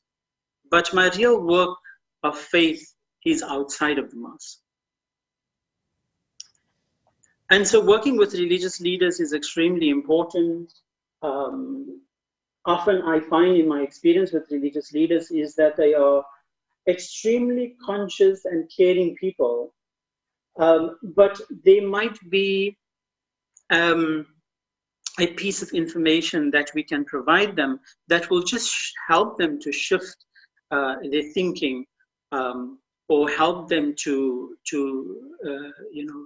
apply a more practical dimension to faith. And so working with religious leaders and helping them to become social change agents is very crucial. But equally important is this bottoms-up approach, and I think both of them should be, dealt with at the same time. This bottom approach about empowering our youth. Now, I specifically work with LGBTI youth, and I find it extremely important to develop them and their leadership and their self-esteem so that they can also become social change agents. And most of them are youth, and they are the future of tomorrow. So it's important that we teach them aspects of faith. So faith or spirituality, in my perception, is and in whatever form it takes, it should be part of our youth's lives. As social change agents, it's also equally important that we don't preach how faith can be used in transformation, but we don't include faith in our own activism. And here I'm not suggesting that we suddenly should all become religious, but that at least we should consider how faith and the power of faith can transform society. And so therefore we have to be ready to at least be curious about how faith can help us in our personal transformation, because ultimately we are the people that make up societies. And so there are many examples of how the Prophet Muhammad, peace be upon him, the Buddha, Jesus, peace be upon all of them, and many other transformers have used faith as a powerful driver behind social change. And so let us be critical about religion, absolutely, because a lot of things are done in the name of religion. But let us at the same time ensure that it remains true to the intention or what it is intended to do or to provide for humanity. And so my work is of a very practical nature, how I use faith in creating social change. I've just recently conducted a training on Islam, sexual orientation, and gender identity for city religious leaders, imams, in Dhaka, in Bangladesh. And it was one of the most risky trainings that I've ever done. Because 3 years ago in Dhaka, a gay journalist and his friend, they were hacked in their apartment by religious extremists. But despite my organization's boards having raised questions and issues around safety and security, I went nonetheless because I felt that this was an important training, and I felt that these imams had to hear my message of inclusivity. And I think I could have only done that, I wouldn't have been able to do that if I didn't have this value of faith, this conviction that there is a higher power that's driving things, and that I'm just instrumental in all of that. So Mohsin, and it turns out that the conference, the training was hugely successful, as it opened these imams up to many ways of, or different ways of engaging with sexual minorities in their community. You wanted to say something? Yes, I had a follow-up question for you. As you also know, since you've been part and listening in, within and throughout these 3 days in People and Planet, we have discussed the connections between body, mind, and spirit, and the necessity for us to be within the nature, to feel the nature with all our senses. And I know that you do specific work for not only young Muslims, but a diverse spectrum of Muslims to reconcile with themselves in order to transform spiritually. Right. So could you specifically tell us, because we are interested to see what's the connection here between not only body, mind, spirit, but also the connection between transformation that happens at the individual level and how that is connected to structural change in order for sort of faith to save the planet. Can you elaborate on that? The reconciliation process. Yeah, I think it's a very interesting concept, and also an Islamic concept.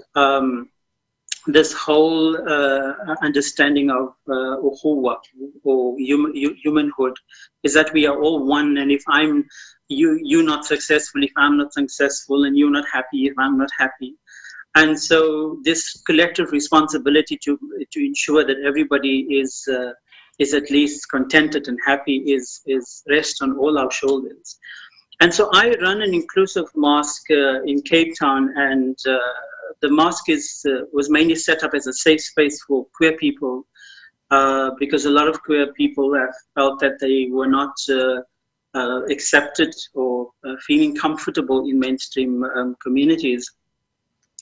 And in our mosque also we encourage women to lead prayers and to deliver sermons on a Friday. And we don't shove women at the back, but we actually allow women respectfully to engage in the same space as men in the mosque. And I often get criticized for this in the mainstream community for having established such a mosque. But when I see how this safe space fulfill the spiritual needs of people, and how those spiritual needs, when it's fulfilled, actually allow people to engage in community more effectively, then I feel that I'm instrumental in serving that need. And so again, people may say that I'm courageous, and but I don't think so. I just think that it's this power of faith that is driving me to be conscious of the needs of others, and to be authentic, and to and do what needs to be done to transform our society. So I hope that answers your question. Yes, and I have a final follow-up question for you. So here, I mean, in our conversations in People and Planet, many faith communities are called upon to demonstrate more responsible leadership for the current, I mean, to show and to bring about change in the current crisis we are in, environmental crisis. So what are the keys to empowering a new generation of spiritual leaders that can guide their communities in a transformative way to drastically change not only our personal lifestyles in relation to consumption patterns and our use of and utilization and exploitation of resources, but also when it comes to respecting and balancing our planetary boundaries? What are the keys to enabling that? Well, as I mentioned earlier, I think that religious people are very conscientious, and they are very willing to to work within communities and for the environment. But I can only speak from my own experience, having been trained in a traditional Muslim school, that we are trained in particular ways of how to engage with faith, and often that is it lacks research, or it lacks information from what's really happening at grassroots level. So I think one of the key things for religious leaders and perhaps for human rights organizations is to design programs that would narrow the gap between religious leaders' understanding and implementation of faith and what's really happening at grassroots level. And I can give a practical example. I run a 786-hour training course for religious leaders, and in that 2 to 3 months, that is exactly what I do. Is I present queer narratives to these religious leaders, and it's just amazing, just through these narratives, how religious leaders can re-understand and reinterpret religious texts, to match what's really happening on the ground. So I think that has to happen in some sort of a safe space for religious leaders. Religious leaders should never feel that they are being educated or being spoken down to, but rather that they are being given opportunities to engage with things that are happening at the grassroots level. So thank you so much, Mohsin, for contributing in People and Planet as You're welcome. Keynote speaker. And from all around the globe, we wish you all the best in your work with Compassionate Islam and to bring about more inclusive forms of Islam. And we are looking forward to engage with you continuously, since People and Planet is not over yet. But I'll invite Ola in. Thank you so much. Thank you so much, Imam Mohsin. Woo! Very much.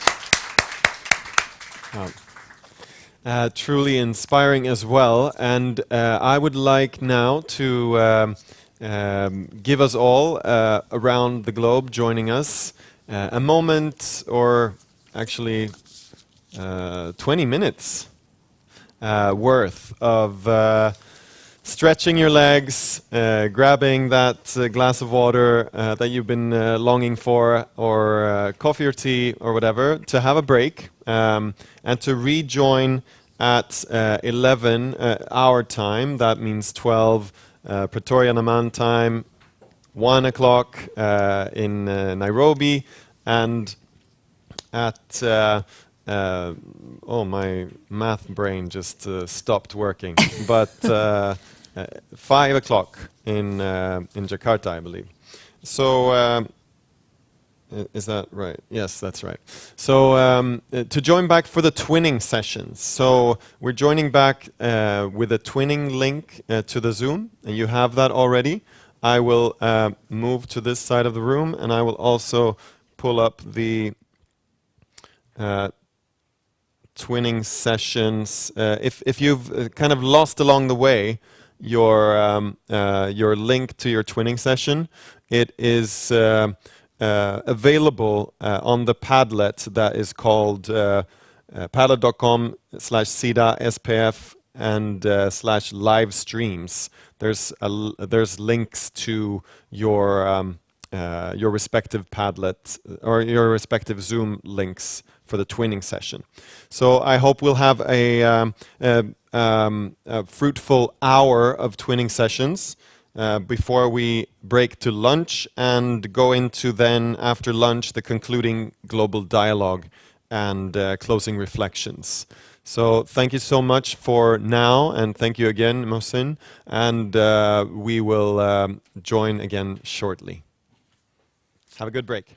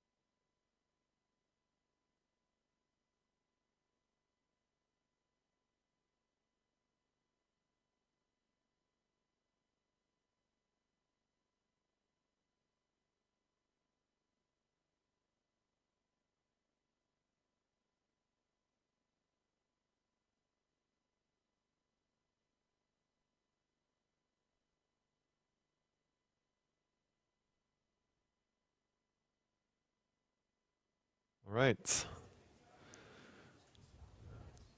Do we have... okay, yeah, we're in the global room.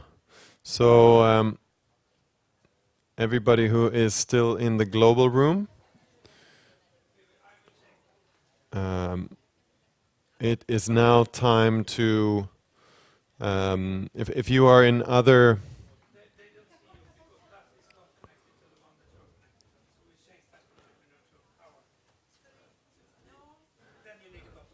Ja. Men det innebär ju att folk är inne på global. Mhm. De måste ju få... Du, var är du där då?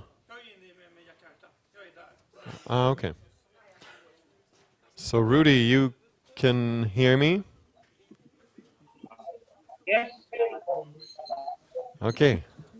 I hear you. We are moving to another room. We are moving to another room, so up to 6 o'clock, because the room have to be used by someone else. Okay. All right. So, do you think that you'll be able to reconnect, or how do we go about this? Do you say? Actually, sorry. Do you think that we will be able to reconnect? Yes, reconnect with Jakarta. Okay. So, are you in the new room? Are you in the new room now? We are in together. Hold up. Okay. Yeah. Sama ibunya sama ibunya.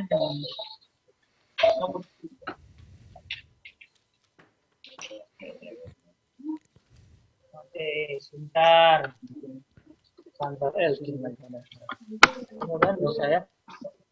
Kalau bisa balik lagi.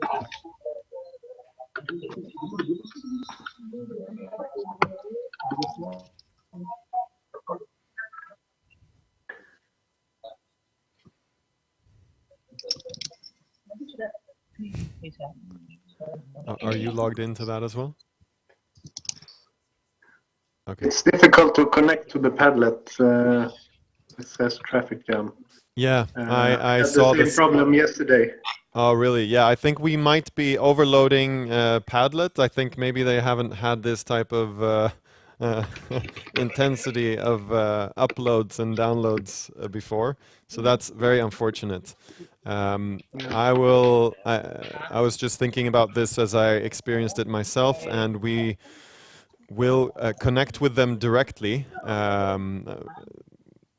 to Padlet and see if they can do anything about it, but that will probably be during our lunch hour. So we're working on resolving the issue. Thanks for pointing it out. Will there be any session on this current, on the global, where we are now? Or will it only be on the outbreak, so to say? Well, this one is now a twinning session with Jakarta. So the global session, I believe you probably clicked another link, right? To Hanusan Jakarta twinning. Yeah, that might be, yeah. Yeah, so that's where we are right now. And then we'll be back on the global after lunch. Okay. And that's a good reminder for us to communicate that to the respective twinning sessions, yes. For before they end the session, yeah. Just communicating. Okay, I will make another try on the Padlets and see if I can connect. Well, right now the Padlet is not of that much use to you since you're in the meeting, so that's great. And then we can try to resolve the issue with Padlet during lunchtime. So, Rudy in Jakarta, do I understand it correctly if you are now relocated to a new room that you'll be using?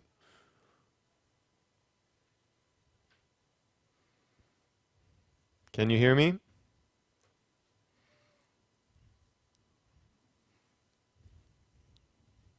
Hello? Okay. So what I heard from Rudy before, for those of us joining digitally, and also for you in the room, is that they had to move rooms, shift rooms. And that, I imagine, has caused some technical difficulties. Rudy, are you with us? Not quite. Okay.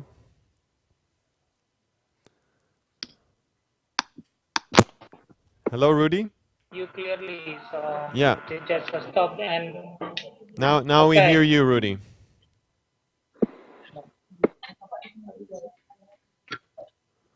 Can you hear us? Okay. Yeah. Very small. Okay. So you're back now, yeah? You are in a new room. Yeah, yeah.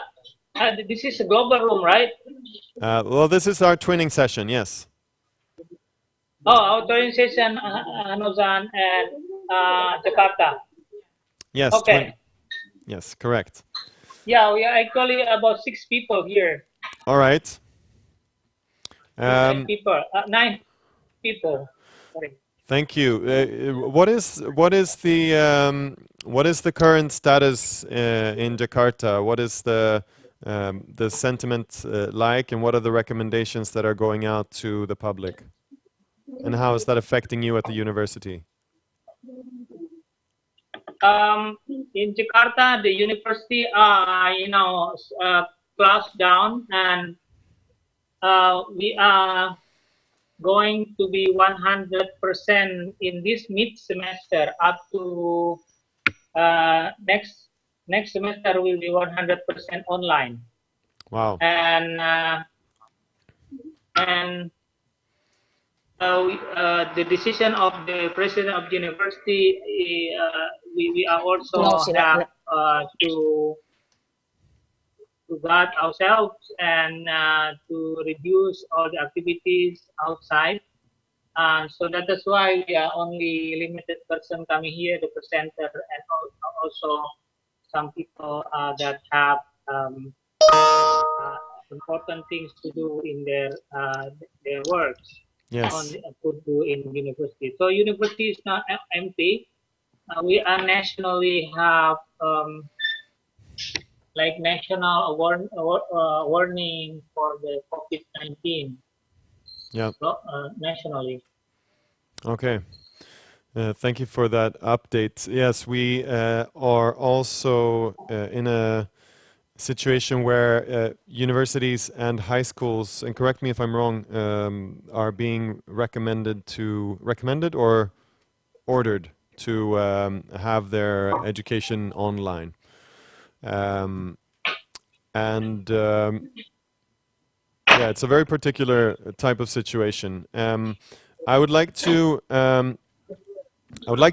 even though we had just a little break, for us in our respective rooms, Jakarta and here in Härnösand, to have a few minutes just with your neighbor, the person sitting next to you. Like, what are some of the maybe like unanswered questions, or something that you are still wanting to raise, like important themes or issues, or specific questions that you would like to bring to this conversation. We have about 50 minutes to talk to each other in Jakarta, Härnösand. So what are the questions that you would like to pose to each other? And we'll do a round of questions to each other. So take like 3 minutes first, just with the person sitting next to you, and then we'll pass around the mic and sit in front of the computer there in Jakarta and have a conversation like that.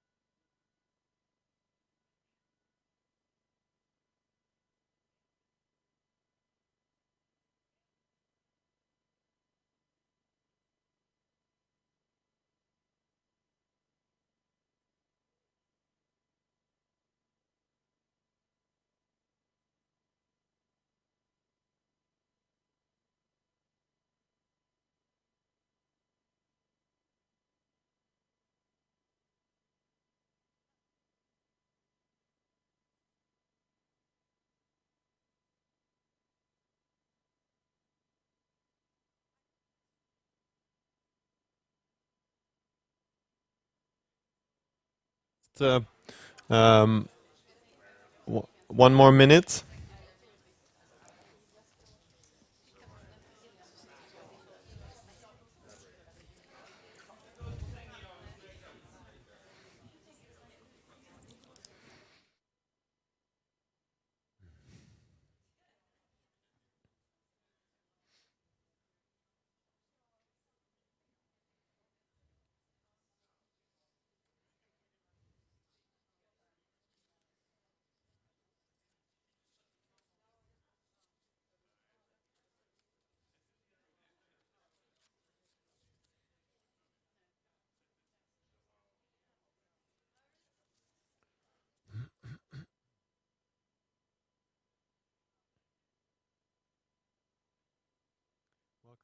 Welcome back to the main room. We still have a few people joining from the breakout session.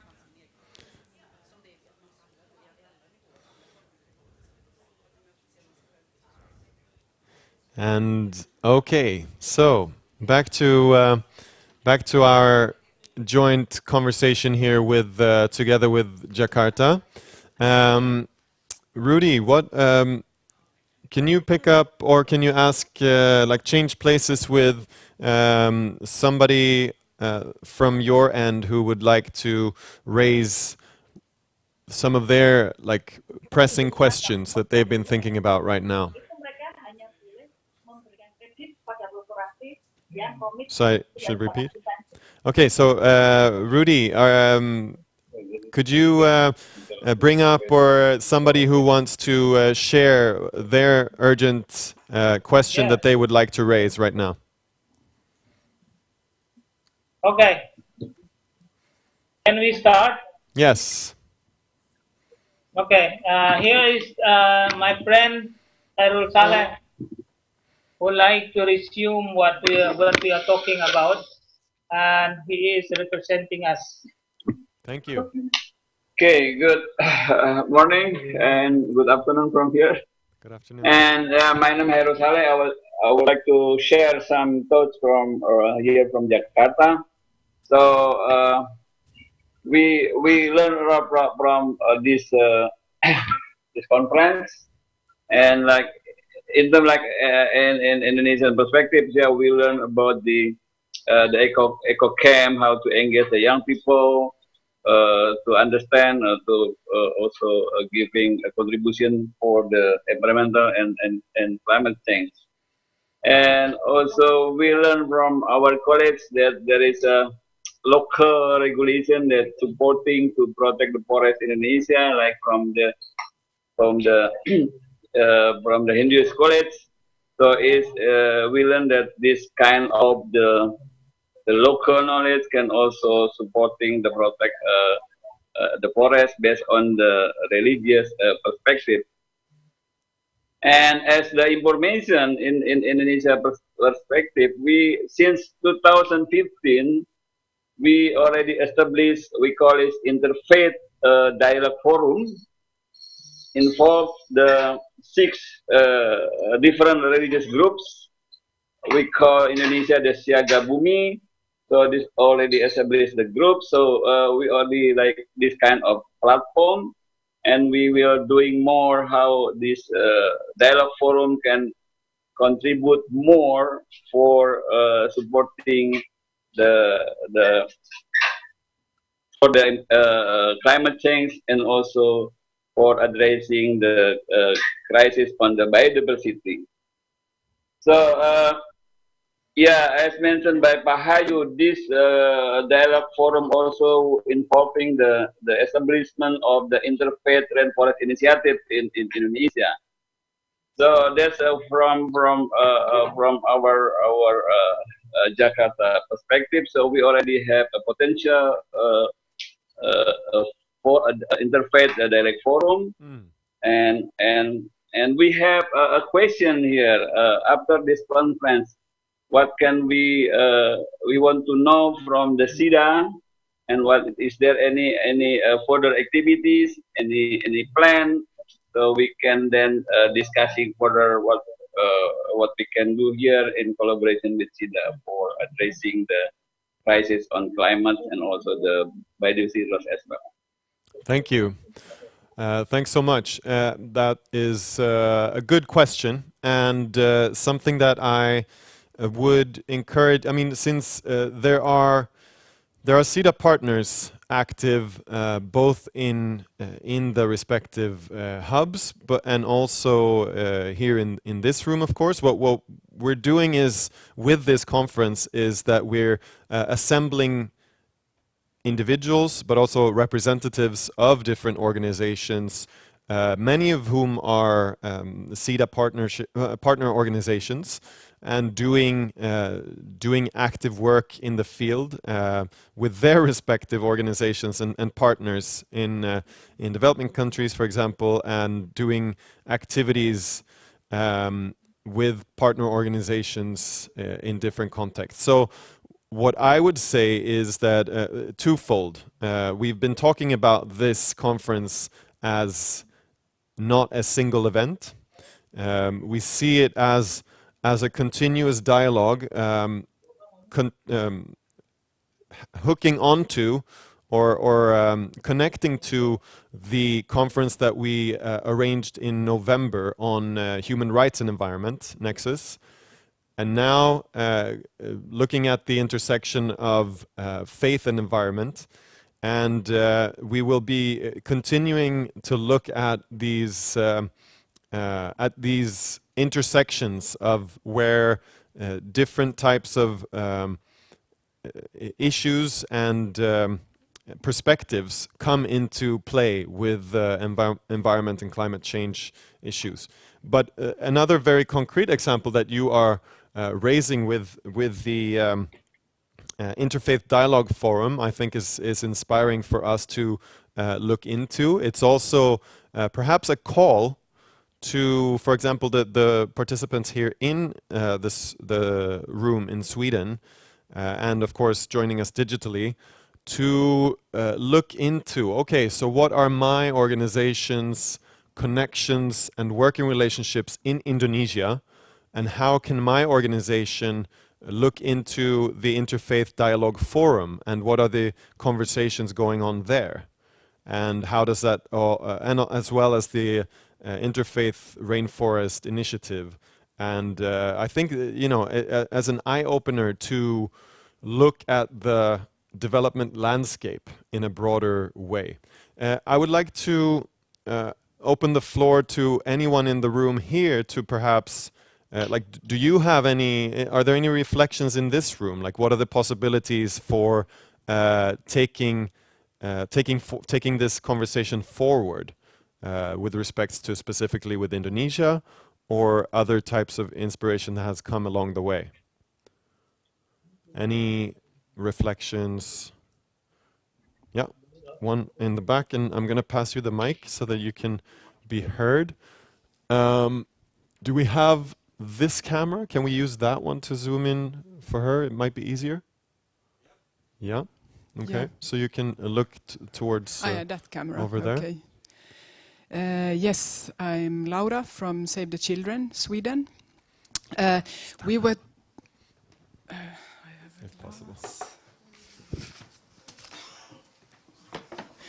We were talking about, in general, People and Planet conference, and talked about representation in the conference in general, that it's very Europe, Africa, bit Balkan, Middle East, and Indonesia representation. But where is, for example, China in the picture, and the States?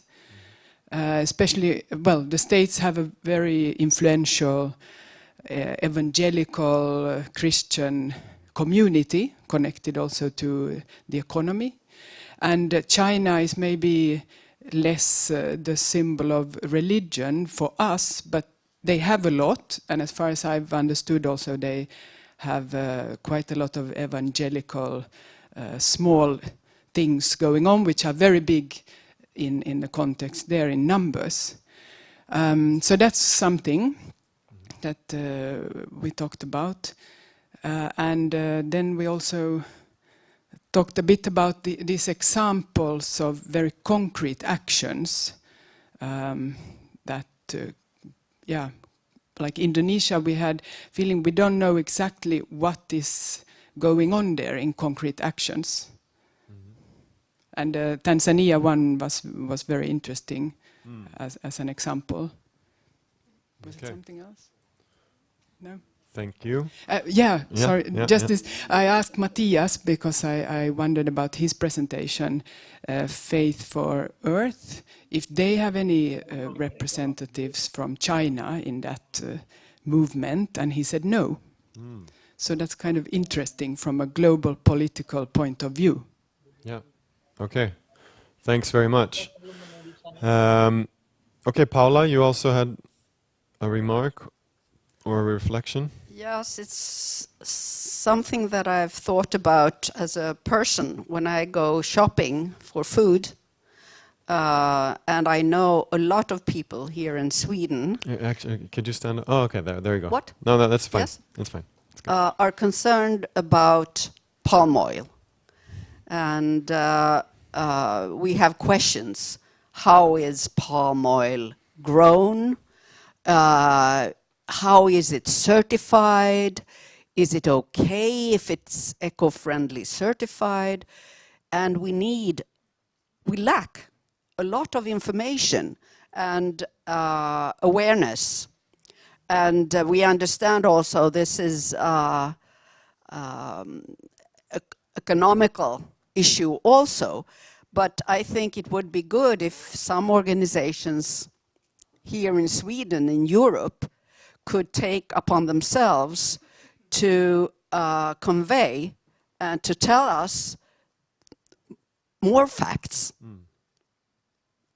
And also maybe to contribute to the economy in Indonesia and Malaysia to replace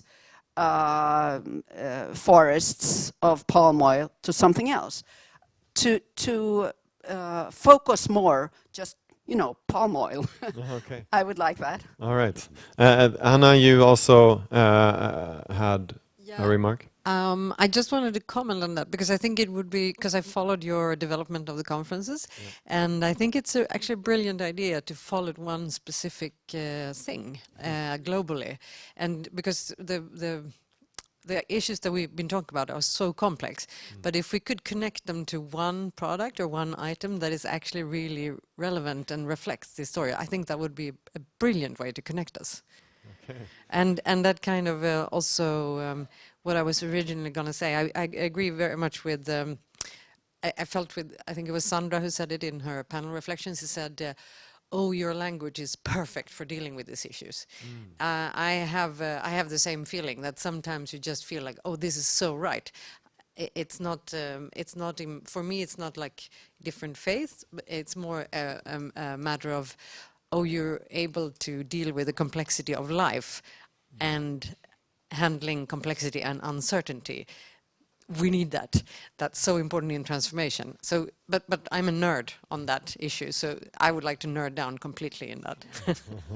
But if we do it together through palm oil, I think it would be interesting for everybody.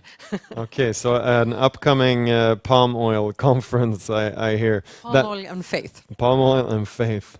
I'm going to just say something briefly, but my reflection on this is that, as we say, we have time for only so much in the scope of even of 3 days, which is, to some extent, it's a long conference and a long commitment for people to take time out to join. But in another sense, it is, of course, too little time. There's never enough time to dig even deeper and deeper. And that's what we, of course, want to encourage you to do, in the sense of that this is not the beginning or the end. This is perhaps a catalyst. And what I want to say as well is to pitch the tool of actually using this in your evaluation of this this conference as well, that you comment on with perhaps some feedback or ideas about the next step, what you would like to see from SIDA, to take initiative and do? Yes. First of all, it's a privilege to learn from Jakarta, so I'm happy that they're with us. And hello to you guys. And my question is almost directly to them. We have talked here about that we should work together, faith-based organizations and conservation organizations, and I think that we have agreed on the common ground, we've agreed on that we should work together, but we have not talked about the how. So I'm interested in how do you guys work there in reality? Do you have a toolkit? I'm interested in toolkits. And if there is a toolkit, is it possible to share? So that's my question to them. Thank you. And I would like to get a response from Jakarta, perhaps, on that issue. Should I stand here? You talked yesterday about learning materials that you are co-producing together for faith-based organizations, as I understand it, to like include material for learning and teaching. Is there are there thoughts or already experiences on this type of toolkit that's being mentioned?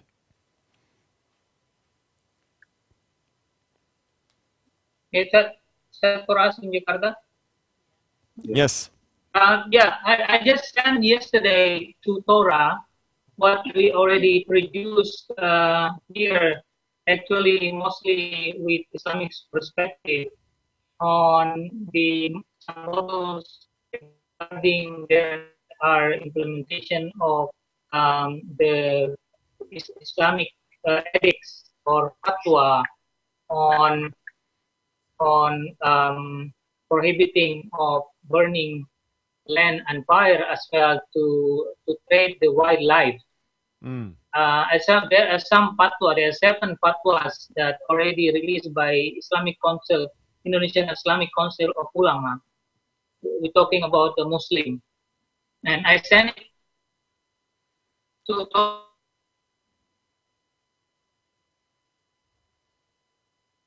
Sorry, you're cutting out. Sorry, Rudy. Tools keep some in Bahasa. Sorry, could you repeat? The edicts you can find. Yes. Could you repeat? You sent to Torah. You said. Could you just repeat that because you were cutting out? Yes. I sent the link to Torah as the link for environmental and conservation publication. I will repeat it again. So you can access that we have already in Center for Islamic Studies.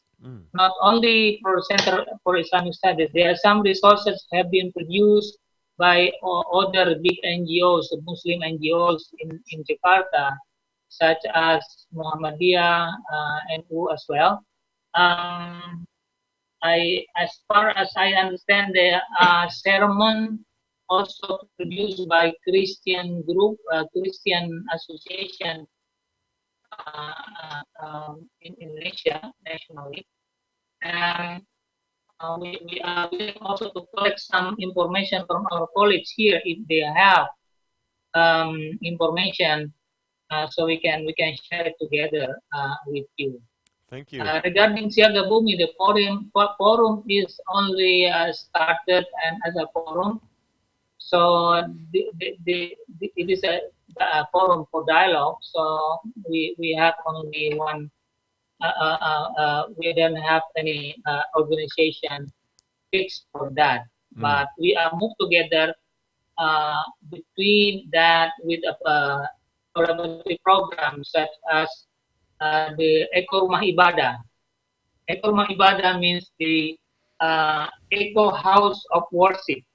That is why we have a program called Eco Masjid, the Green Masjid. We got Green Mosque, we have Green Ramadan, we have got Green Biara, Green Church, and Green Temples, etc., etc.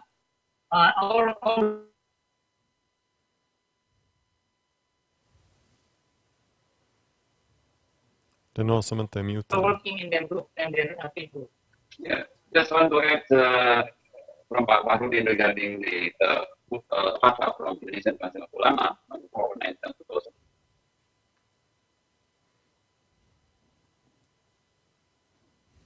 Sorry, you're cutting out there again. I'm not sure if it's a network connection issue or if it's a sound audio. Hello? Yeah. Can you hear me? Yeah, so No. yeah, we'll need you to speak directly to the monitor or to the computer microphone. Yeah, that's great. I think that'll be better. Mic. And then we'll mute everybody else. Is better now? Or? Yeah, that's much better sound-wise. Yeah, in terms of how to use the fatwa in supporting the endangered species conservation, because this fatwa is clearly mentioned how to protect the rhino, tigers, elephants, and orangutan through the Islamic perspective. So we, the UNAS and also the Indonesian Council of Ulama, so working together, including with WWF, so we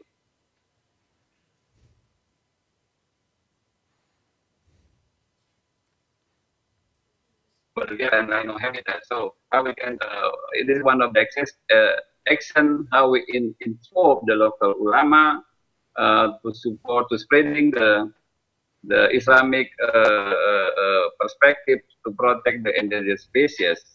Is still ongoing project at the moment. Yeah. Thank you, and that's I think that's an example of a very concrete action that is possible to do, which Thomas or Matthias brought up as well. When it comes to organized faith groups and organized religion, using these fatwas as a possibility to communicate and have influence on personal as well as community behaviors and actions in every day. And this could be a very interesting example to follow, and for us here as well to know more about how can we influence individuals as well as communities through our faith organizations. So I think one idea that I got from your question or comment is that in the same way that we have now, we see very positive and concrete examples of interfaith dialogue, interfaith initiatives.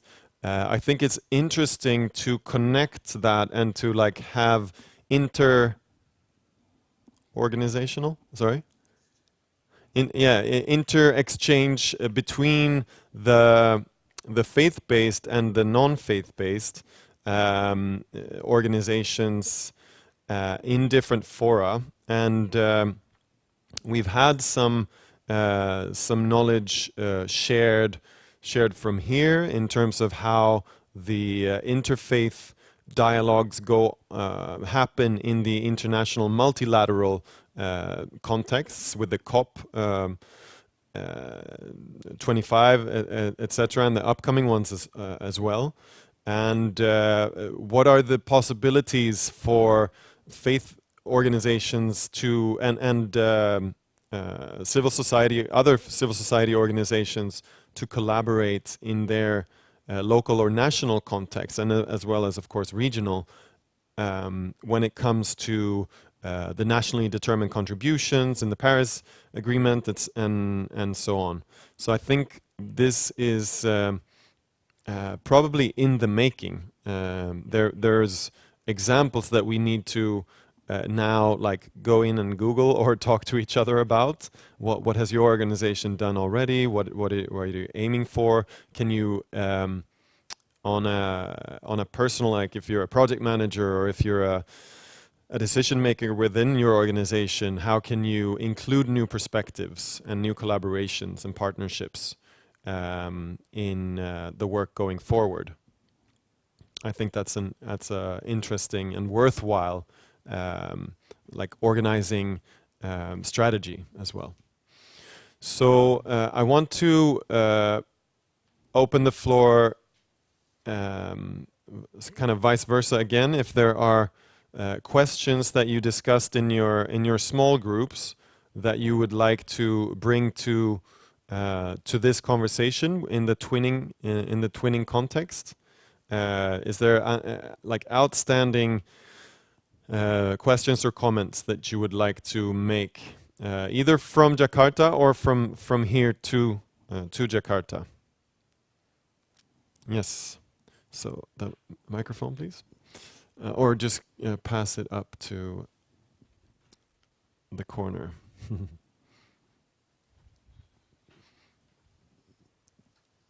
My comment is actually on one of our suggestions.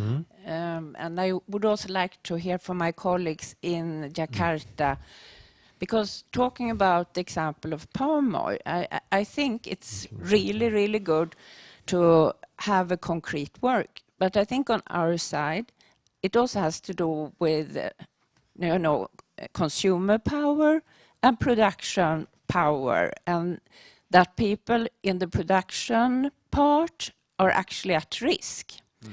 So I see the dilemma of, or not the dilemma, but as you had another meeting on also human rights, and the whole issue of business and human rights, faith perspective.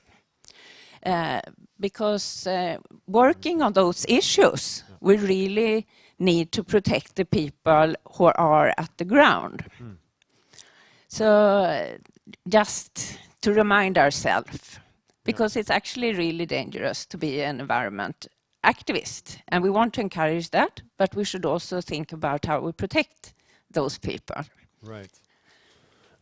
That's a very, very good point. And I think perhaps this could be a question to Jakarta as well. Do you currently have like information, or I know, for example, like in the Interfaith Rainforest Initiative, and also your collaboration with and contact with the indigenous peoples organizing organization called AMAN.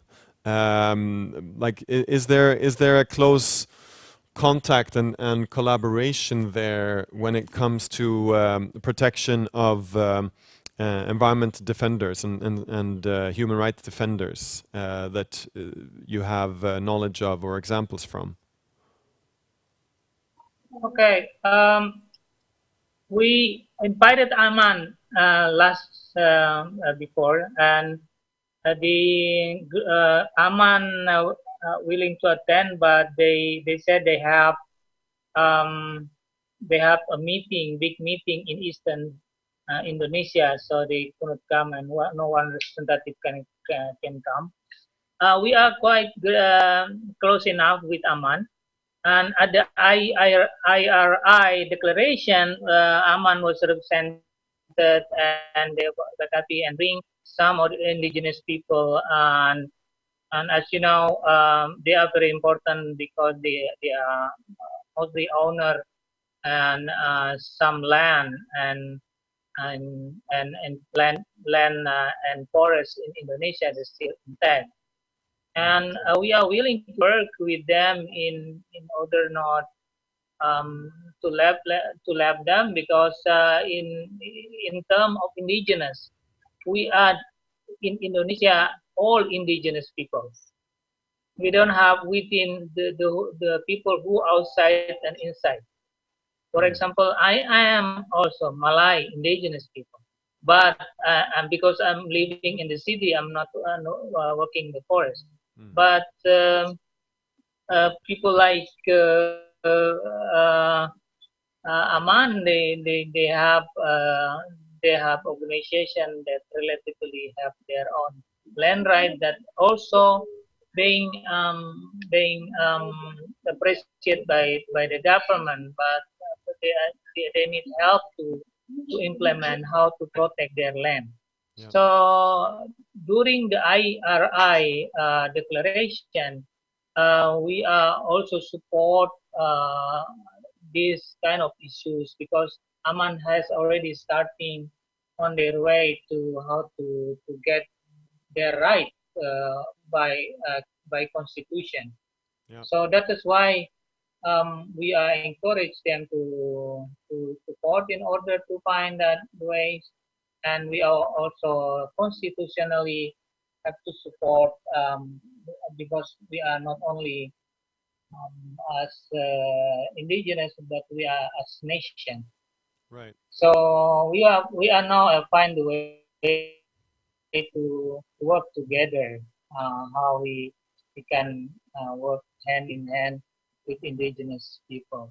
And university, like me, is also initiating some local wisdom or indigenous wisdom that we can learn from them, and to explore how we then put together this in the framework of modern and scientific appreciation, how this can become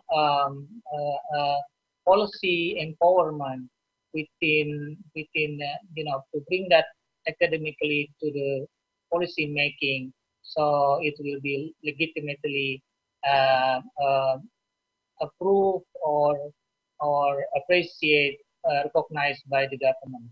Yeah, no, and that's that sounds like also a very fruitful partnership, and something that is concrete on the national level, because indeed there are these land rights issues and tenure issues that are being brought up in a constitutional framework, in a legal framework, and that is true for Indonesia as well as many other countries on several continents. I know in Africa as well as in southern Central America. What is I find it interesting, and maybe you actually touched upon this earlier with your first question, is when you asked how do we go forward from here, and what is the role of SIDA or also of the organizations here. What would you say actually? What would you suggest from an Indonesian perspective? What are the what could be a relevant and fruitful role for a Swedish organization, which is either a civil society organization working in development cooperation, or a faith-based organization that is also actively working in development cooperation? We know, of course, a lot from our end of that work, but how would you see it, and how do you see it now when it comes to what could the role be of Swedish actors in a collaboration with Indonesia, if we take that as an example?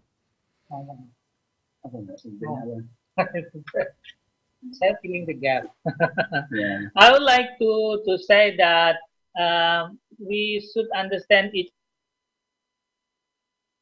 other first, and setting another dialogues with kind of issues in filling the gaps. Something that we should sit together like this, even in a distance, or I would like to say that if you want to collaborate with us, you should understand that you are and we are not going to have another wheel to digging. So we are not from the start. We are already have this, and filling that gap. Perhaps we can find out the way how we are more rapidly or more massive in this kind of action, either that grassroots action, or if we were talking about bilateral action between this SIDA and, for example, Indonesia. Right. We need to mapping of that. Just to add from the Indonesian Rainwater Initiative, that we are planning to make like guidance books from each religions. Yeah. We have already some, like from Islamic, we have fatwa, we have the description books, the explanation about the fatwa, and also this guidance books how to engage from all the religious perspective people to support on the climate issue and also the biodiversity loss issues. That we are planning in the area planning, IRI planning to develop in the near future. So we don't know if maybe some of you can support on this, because this is quite important for us, how we can spreading the religious perspective to reach as much as people, including at the local people, the understanding how to they can supporting the climate change and also environmental from the religious perspective. That's Yeah, thank you.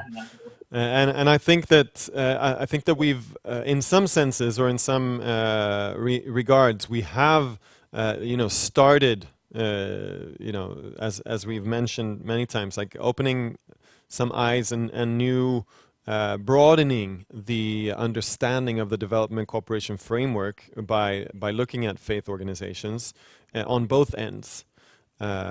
So I think that now that we've had a twinning between Indonesia and Sweden, there is, I think, a heightened interest, and when you talk about mapping, there's a heightened interest in looking at Indonesia and the both national and perhaps also regional realities, and that goes for myself as well. I find this conversation to be really, really inspiring and fruitful.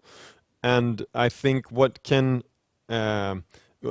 we have done also on a concrete level for those who are not aware, just in this partnership that we have had, and then this planning conversation that we've had with Dr. Rudy, we've actually done some capacity building here. We're learning together, and now there is increased capacity both for us here in Sweden as well as for you in Indonesia and Jakarta to go into this current crisis.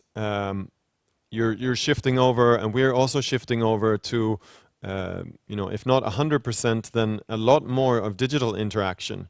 So how can we do our respective works in our national contexts with more digital interaction, and how can we continue to keep each other in the loop with the help of digital tools?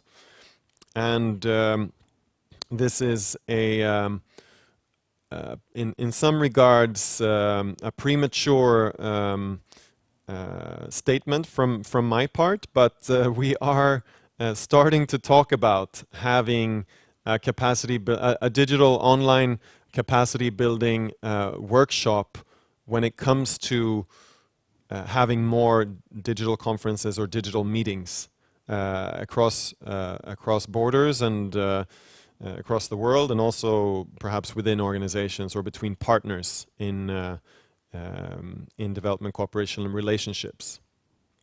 So that will be maybe coming up in the coming month.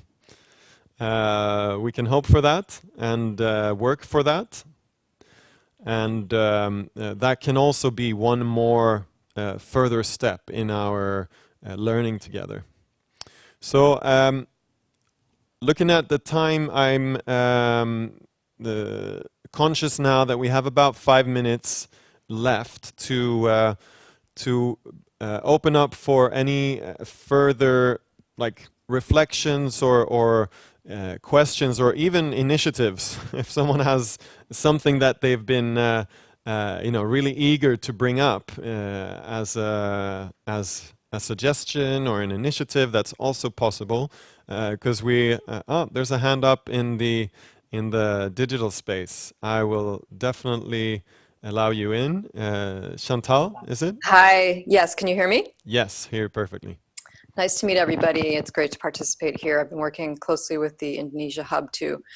I run a new program at WWF called the Beliefs and Values Program, and was formerly with the Alliance of Religions and Conservation for 9 years. So we've been actively bringing religious and conservation partners together for many years. And I just wanted to mention, in addition to working with the Indonesia team on developing all these amazing toolkits for Muslim leaders and communities, we're also in development toolkits with Buddhist leaders and Christian leaders through developing partnership with the Vatican, and also with Hindu communities in India. And I wanted to also mention that with my colleague Alison Prout, we are with the International Center Network for Conservation and Religion, which is something that WWF and ARC are supporting. We're developing, we're going to launch in the next few months a web portal, which we're hoping will be like a one-stop shop online resource for everything to do with religion and conservation. So that I hope will help this community kind of, can help direct people to one resource where there'll be toolkits and case studies and active connections and researchers, and a place where everybody can kind of go to so they don't have to reinvent the wheel or try to figure out where to go for these amazing resources and connections. So as a way to catalyze new partnerships between faith and environment actors, and to have all the information you might need to start a partnership or to manage a partnership or to share your information. So I just wanted to let people know about that, and I'm really happy for anyone to follow up with me separately. Fantastic. Could you perhaps both share, like, if there's a link to either to your contact or also where that information will be posted? I understand that it's not complete right now, but where will we find for it? now, And also if we could get some sort of link that we can post up onto the Padlet when we have the Padlet up and running again. Absolutely. Okay. Thanks. Thank you. Thanks so much for that. Okay, so any further comment from either location or from any other participant? Yeah, is our colleague from private sector will share any initiative. Thank you, and just pull the computer closer to you, perhaps, and speak directly to the laptop. Hi, Ola. Hi, how are you? Yeah, good.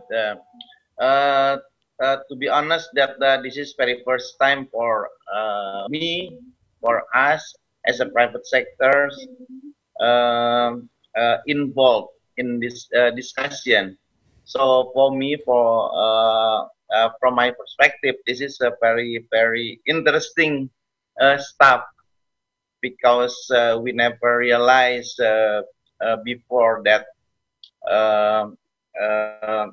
using a religion approach, we can also raise the awareness or educate the people surrounding our concessions, either in Sumatra or Kalimantan, to support biodiversity conservation and climate issues. So we've been talking about how this group, I mean religion leaders here in Indonesia, can support the awareness program.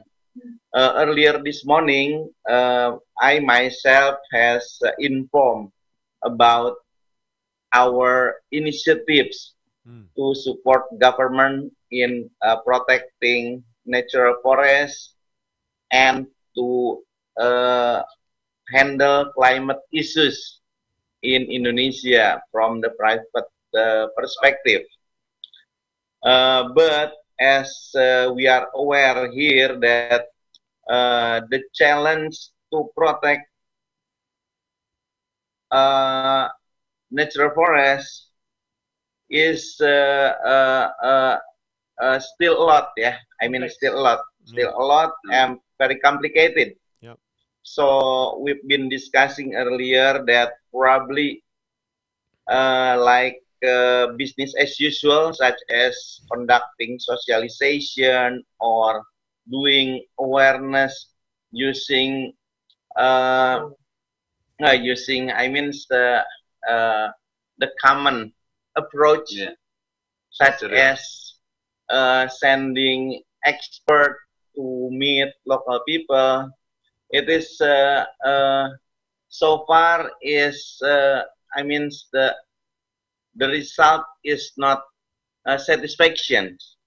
Probably this I mean using religion leader in the region can support us as well in protecting natural forests within our concession through a different approach. Yeah.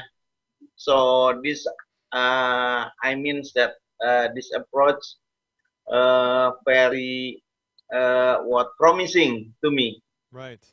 Thank you so much. Thank you. And I would, because am I correct that you were part of that presentation that actually talked about, amongst other things, about the palm oil production and the regulations that are in place for having a conservation mindset and awareness as well. Is that right? This morning.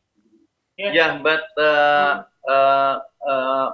myself is representing from the pulp and paper companies. Okay. But I think that our colleagues in oil palm plantation or other land-based industries facing the same situation. Yeah. Okay. So I think what would be really interesting is if we could also from this hub in Härnösand and in Sweden, if we can get also a link for more information or something. I think it's really inspiring also to see that, and it's something that we haven't done on our end, to include more of the private sector and the business side and the corporations to understand and to have that dialogue. I think that's that could also be an interesting further development, to actually have these multi perspectives and include the businesses that in some cases are very much both seen as and also in some cases clearly being the perpetrators of human rights and also environmental violations, but in some other cases perhaps really also trying to do something good for how we can combine the social and economic sustainability with environmental sustainability and awareness of these different aspects. So I think if we can also have any type of information or just update, perhaps if there's a continued dialogue between you now in Indonesia, that would be very interesting to follow. So we'd be grateful to take part of that.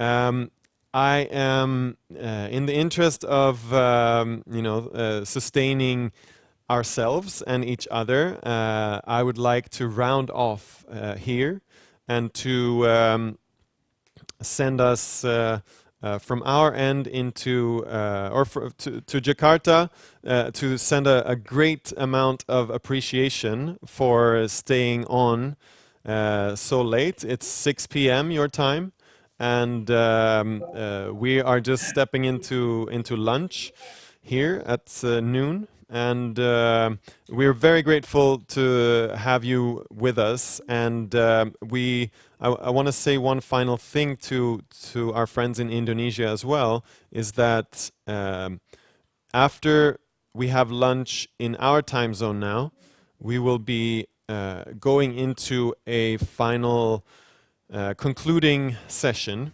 and concluding and closing sessions. And you are more than welcome to join us in that online. And we do, of course, not expect for you to take all of your evening time to do that, but we are very happy to have you join us if you're able.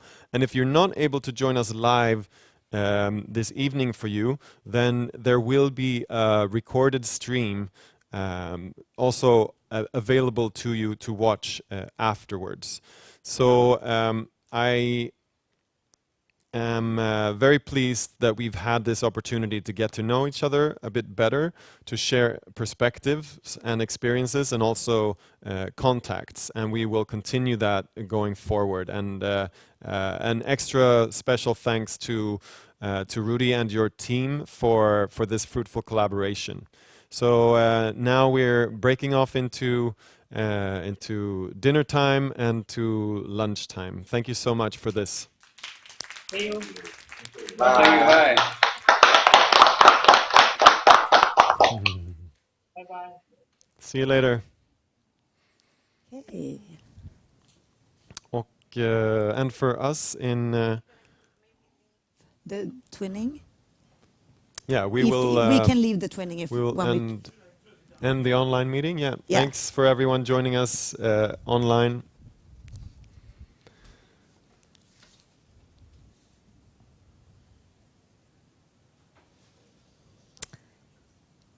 Yes, so then we are back with the Swedish Learning Hub. And this is also something we would like you to feedback on in your evaluations when you are seated on your train. But for this particular digital global learning experience, we have worked, as you have realized, at 3 levels. Country level with the Swedish Learning Hub, twinning, getting to know one particular political, religious, and social and cultural context more closely, in our case, Indonesia and Jakarta, and then the global level. So that is something we would really like.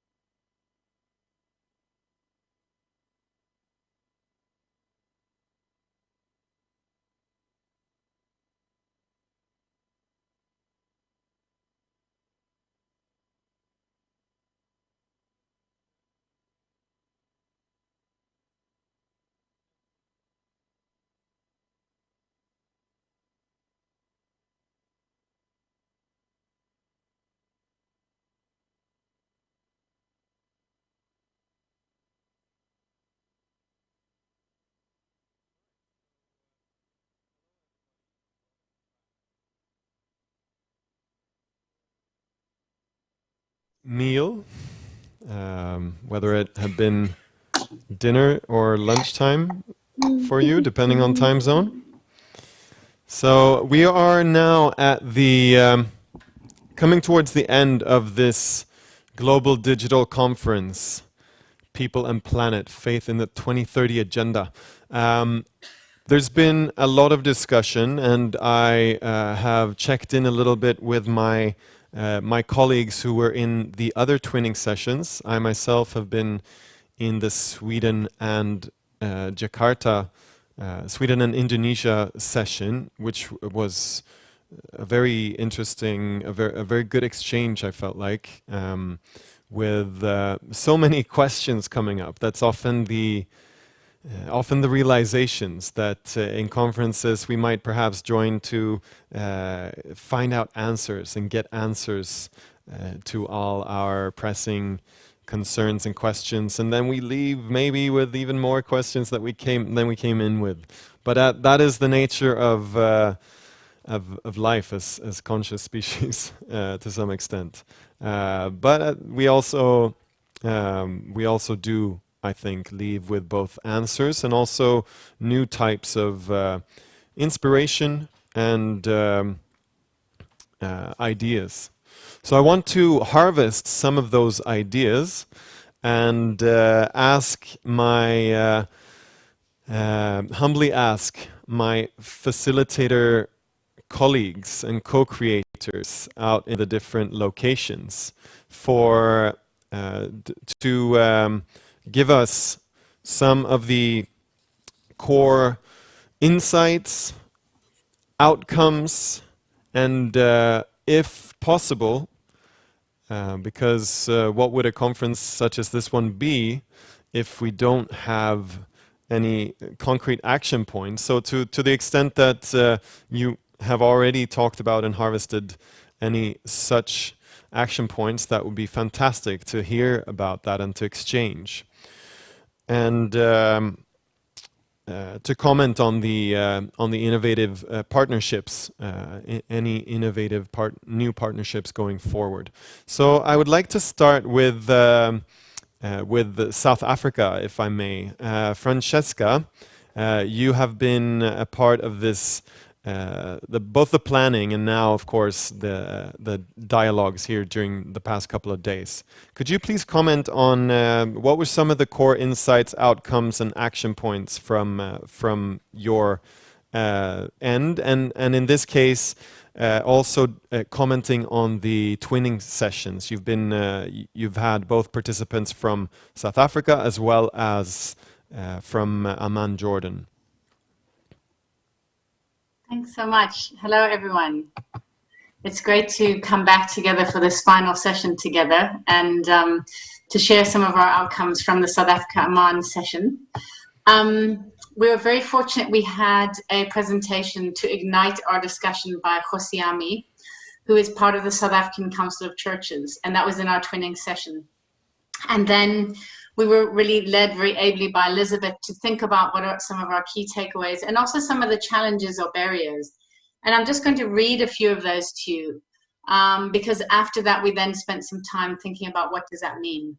So as our takeaways, so or action points rather. So really, I think there was a sense that there's so much commonality between the faiths, and that moving forward, we really need to take our core principles and use those as a guiding light to guide our approach going forward. And there was a real acknowledgement of the role that faith actors can play.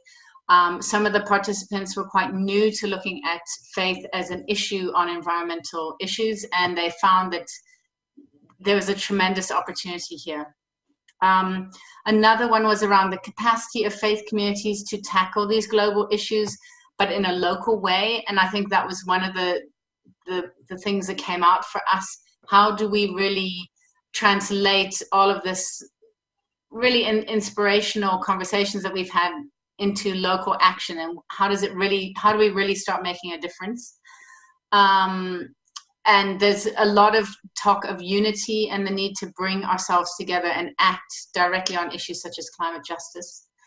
and to invest our time to build the kinds of bridges that we need to see between faith communities and the issues. So there were some experts in the room who had knowledge which we weren't able to dive into, but there is a sense that we really need to continue to work together going forward. So some of our takeaways were to organize amongst ourselves, so the people who were in the room, virtual room, to come together and to further talk about the ideas and think further how we can take things forward. And this would include bringing in other groups who are already working in these areas, because obviously we weren't completely representative, and there was an acknowledgement that others are doing great work on climate justice with faith-based communities and so on.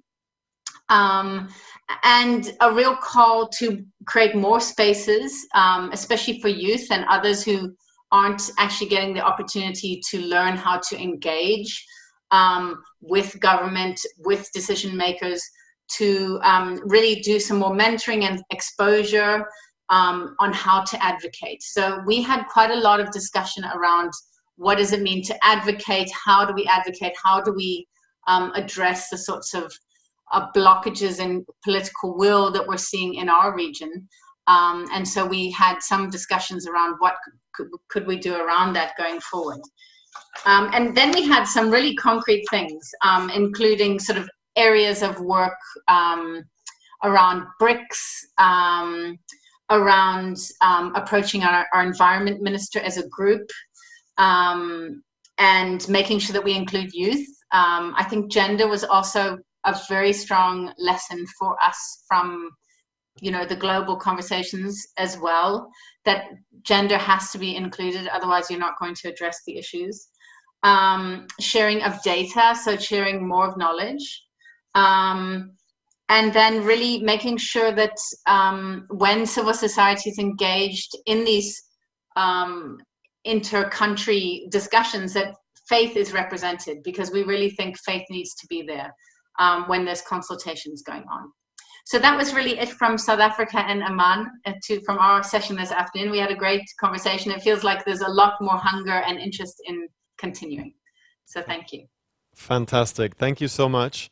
And we'll see. I might come back to you again in this conversation. But thank you so much for getting back to us with both those insights as well as the action points. It's always good to really take the next step as well. So thanks. And thank you primarily as well, of course, to all of the fantastic participants in joining us from across South Africa and from Amman and Jordan as well.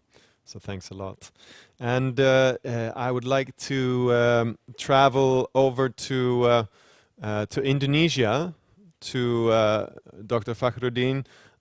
You've been working with us now for a few months in the planning of this, and despite the current situation and also some constraints along the way over these past couple of days, you have managed to join us with a group in Indonesia. And we now learned also today that the university from now on, from today, as I understand it, is going over to 100% online interaction and teaching. So would you, I can't at the moment see your video, but could you speak to us about some of the core insights and sharings and action points from your end? Hello, yes. Lovely. Yeah. Good. Excellent. Yes, we see you now. Okay, thank you for the opportunity to join this very very exciting moment during this COVID-19 calamity in the world, that we are responding in the right time, and we are learn a lot about using this kind of technology As well, we from the university are thankful to SIDA for asking us to join together to learn. We used to invite about 20 people, and they committed to come about 18 to 19 people. But soon as we opened the, the announcement from the government of Indonesia regarding the COVID-19, and the government say that we have to slow down every activities in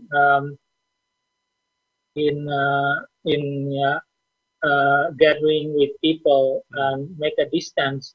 So by that, and the second time, the decision, university also have their own decision to close the university. We have already a blended learning here at university since last year. This blended learning is 50% with meet in the class, and the other 50% will be in the virtual class online. So by this announcement of COVID-19, starting at the second time yesterday, we starting to be to 100 for this semester. Yeah. We also have to postpone some seminar as well as graduation ceremony. We have to sorry with that because of this COVID-19. But we are glad. Our university president was very exciting to see us because we are right in the room of where he's working on. We are a small university, but an old university. Okay. Yeah. He is paying attention by putting us, investing with these new facilities. Yeah. And this is good for us. And also, all the participants, I'm surprisingly learned a lot from the dialogue today and yesterday and before yesterday regarding the work, whether it's in the room or outside the room, because we're starting in our national hub at 10 o'clock in the morning. And we have two sessions. Every session we have two presentation. But we are not completely. What did you find like throughout these past 3 days? What were some of the two or three golden nuggets that you had in your dialogue? Some insights, or outcomes? Yeah, this is very exciting because all the participants learn a lot, including international. The national participant, they would like us to continue the real action. Like today, we just learned from the private sector. They just realize about our work, and also the faith group works on real action in. Like the establishment of Eco Camp in Bandung that have been facilitated for many youth, to make more aware of sustainable living with response on school and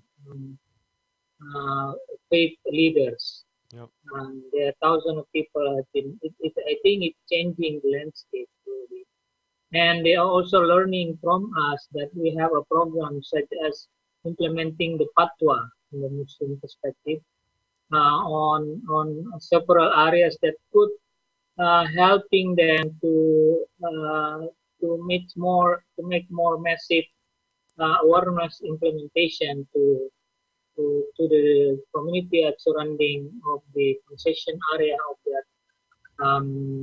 that private sector to work together, because they are not only helping them to avoid the degradation, but also they may have a productive collaboration, such as to enhancing the capacity of the local cleric to deliver a message of the fatwa, which is from the Islamic faith message on not burning, or it is haram to burning the forest.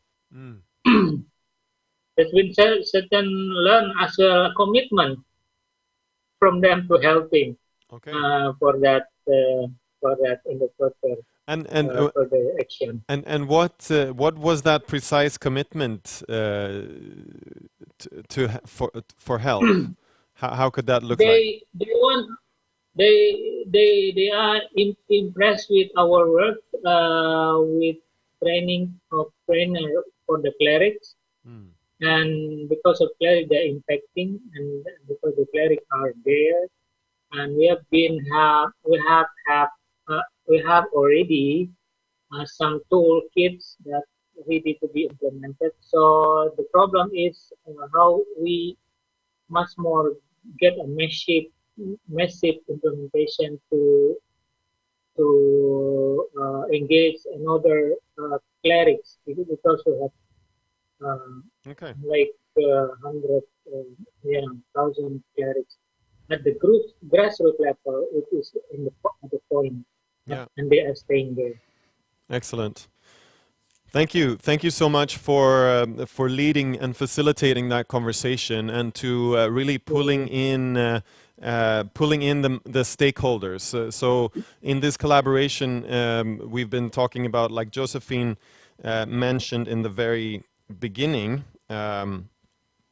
talking about co-creation and a multi-stakeholder approach, we've been talking a lot, and we talked a bit in our twinning session today as well about the increased exchange and the need for exchange and collaboration between faith-based organizations and other civil society organizations. But of course that also goes between sectors, and you bringing up and also engaging the private sector, I think is a very relevant and highly needed initiative. So that's something that that can be one outcome as a role model from this conference as well, to bring the dialogue further. And I know that happens a lot within, from years ago with the Global Compact and other initiatives with private sector engagement now in the SDGs as well. And we need to take responsibility and ramp that up as well. So thank you for that initiative. And I would like to now, let's see, I want to go to Sarajevo, to Zevada. Are you with us? Yes, yes, I am. Excellent. Hi, Ola. Hi, Zevada. Hi, so good to see you again. Yes. I would like to hear from you as representing also the twinning hubs of Sarajevo and Nairobi. We know that, and we've been curious about to find out how your conversations have gone today after we had this initial global panel on the young leadership needed for transformative change. So with your focus in the hubs of youth and effective routes to action, what have some core insights been in your discussions, and are there any outcomes and action points even that you can mention from your discussions? Thank you, Ola. In the first place, throughout all our discussions from the day 1 until day 3, all of us, we became much more aware that we need to have a holistic approach. Indeed, to consider that each of us, every creation, nature, humans, animals, that we all are an integral part of one organism. And we have to have this awareness, this consciousness, this perspective that if one part of it is somehow hurt, if there's any sort of disbalance, that the rest of this one organ, that the rest of this body must feel it and do something against it. So this is, sort of say, one, so if you like, theological or philosophical approach. But if you are aware of it on a daily basis, then your attitude towards your actions, towards your behavior will be different than before. Another perspective is that we have discussed is that we have to consider the planet Earth and whatever is on it like a religious building, if you like a mosque, like a church, and to consider, and if you could, the feeling that we have for a mosque, the feeling or the emotion that we have towards a church or towards a temple, towards a religious institution is emotional, and we consider this as sacred, and something that is sacred shouldn't be hurt, shouldn't be put in a disbalance, should be preserved, cultivated. And as well, this idea generally came up about this idea of green faith, or what sounds so good in so to say in Islamic terms, green deen. Deen in Islamic term means faith, religion. So and we have seen in our discussions that, so to say, a theological Christian approach is very similar, if not even identical, to the Islamic approach, to say that all human beings are stewards here on this earth. We all have our role to play. We have a responsibility. So this idea of stewardship, this idea of practicing or believing people, of believers, to always to call for justice, as well justice towards the nature. Usually this term justice is only relevant for people, for humans, or we should expand this much more, that justice needs to be given to not only to humans, but as well to animals, to the nature in general, to the environment, and this idea of balance. So these three pillars are very important, have been very important now, this idea, this consciousness of being that each of us are stewards, that we have to care for justice and to keep the balance, if you like, from, so to say, the God-given balance, mizan, to keep it the way. And this, all of these pillars ask for responsibility of each of us. So these are, so to say, now, this is one side, so very theological, but then our discussion was as well about, is there a contradictory between science, natural sciences now in this case, biology in the first place, and faith? And we have made the conclusion, and this was as well became clear in other discussions, that the faith narrative can fill the gap in science and should be treated complementary, not something saying, well, we are natural scientists, faith and religion, they don't have a place here, this is something different. No, I think this is very important. If we want to mobilize all the whole population, those who are believers, but as well non-believers, but to respect each other, to say, you see, in certain argumentation, faith can fully fit, because in the scripture that have been mentioned several times, in the scriptures, in the Bible, in the Quran and other scriptures, there is lots of evidence and lots of sources, lots of verses directly, very clearly, there's no need for interpretation to be a theologian, very clearly calls for preserving the nature, water, air, rain, animals, and it's in even this scripture we talk about this balance. So this complementary role of faith in natural sciences. And then from, so to say, from a Bosnian perspective, when I collected information about my participants, there were two priorities: SDG 3, which is about ensuring healthy lives and promoting well-being for all at all ages, and SDG 15, which is about protecting, restoring and promoting sustainable use of terrestrial ecosystems. So if we take this into consideration, I think these are as well, these two hints or these two focuses given by our participants from Bosnia show that the religious communities, the faith communities, should tackle these points or these topics in their activities, whether this is sermons, whether these are lectures given.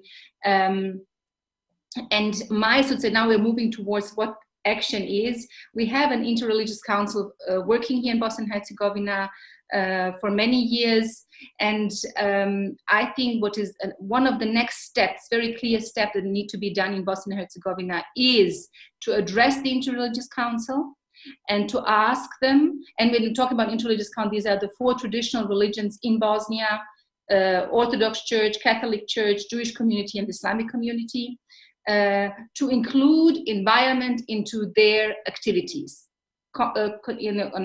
continuously. Such the different other topics that they're dealing with, but environment should be, or climate change, environment protection should be an integral part of their plan. We need as well in Bosnia, because in the Bosnian context we have this communist legacy, this, so to say, still struggled how to fit faith in the public sphere, in school curricula, on a university level, so in the public in general. And so we need to unite this, so to say, the secular and faith actors in Bosnia and Herzegovina for the benefit of environment. This would as well imply to adapt within the current educational system, to adapt curriculum which would allow more topics on environmental issues. But what could at least be done if we include faith community, because we have religious classes in schools, to ask that within the textbooks in religious classes, to add topics, to add chapters on environment. In terms of youth, this is particularly has been mentioned within the resilience building, that youth would be very much open to find new ways, because usually youth has a much more positive and stronger energy to find new ways how to adapt to these new circumstances, to this challenge of climate change. But we need as well clearly that faith leaders adopt a narrative on environment.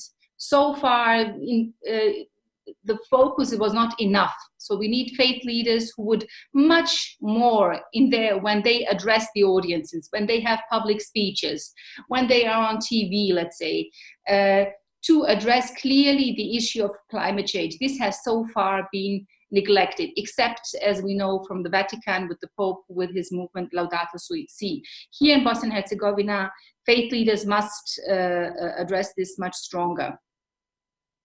And as well, the issue of new partnerships came up. So we have to find innovative ways, new ways how to get partners, whether within our state, within our context. But this conference has taught us that we shouldn't look at borders. We should have networks and partnerships all over the globe. And I would finish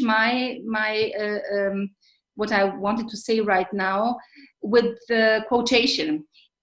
The whole day we are following you, Ola, and behind you there is a motto of SIDA, I guess. We strive to lead the change to end poverty. And if I may use this for our context, we strive to lead the change in environmental protection in Bosnia and Herzegovina. Ah, beautiful. Thank you. Wow, it's such a lovely transition. So we strive to lead the change. I'm going to come back to that in just a few minutes, actually. But I would like to maybe take that from you and pass that one round along to our friends again. So Francesca, you're still there, yeah?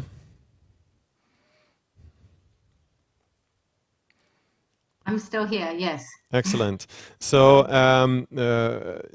with that sort of inspiration from Zavada, how would you say that? What's from what you said before as well? But what is the next step or steps that you see happening in South Africa and perhaps in Jordan as well in your conversation?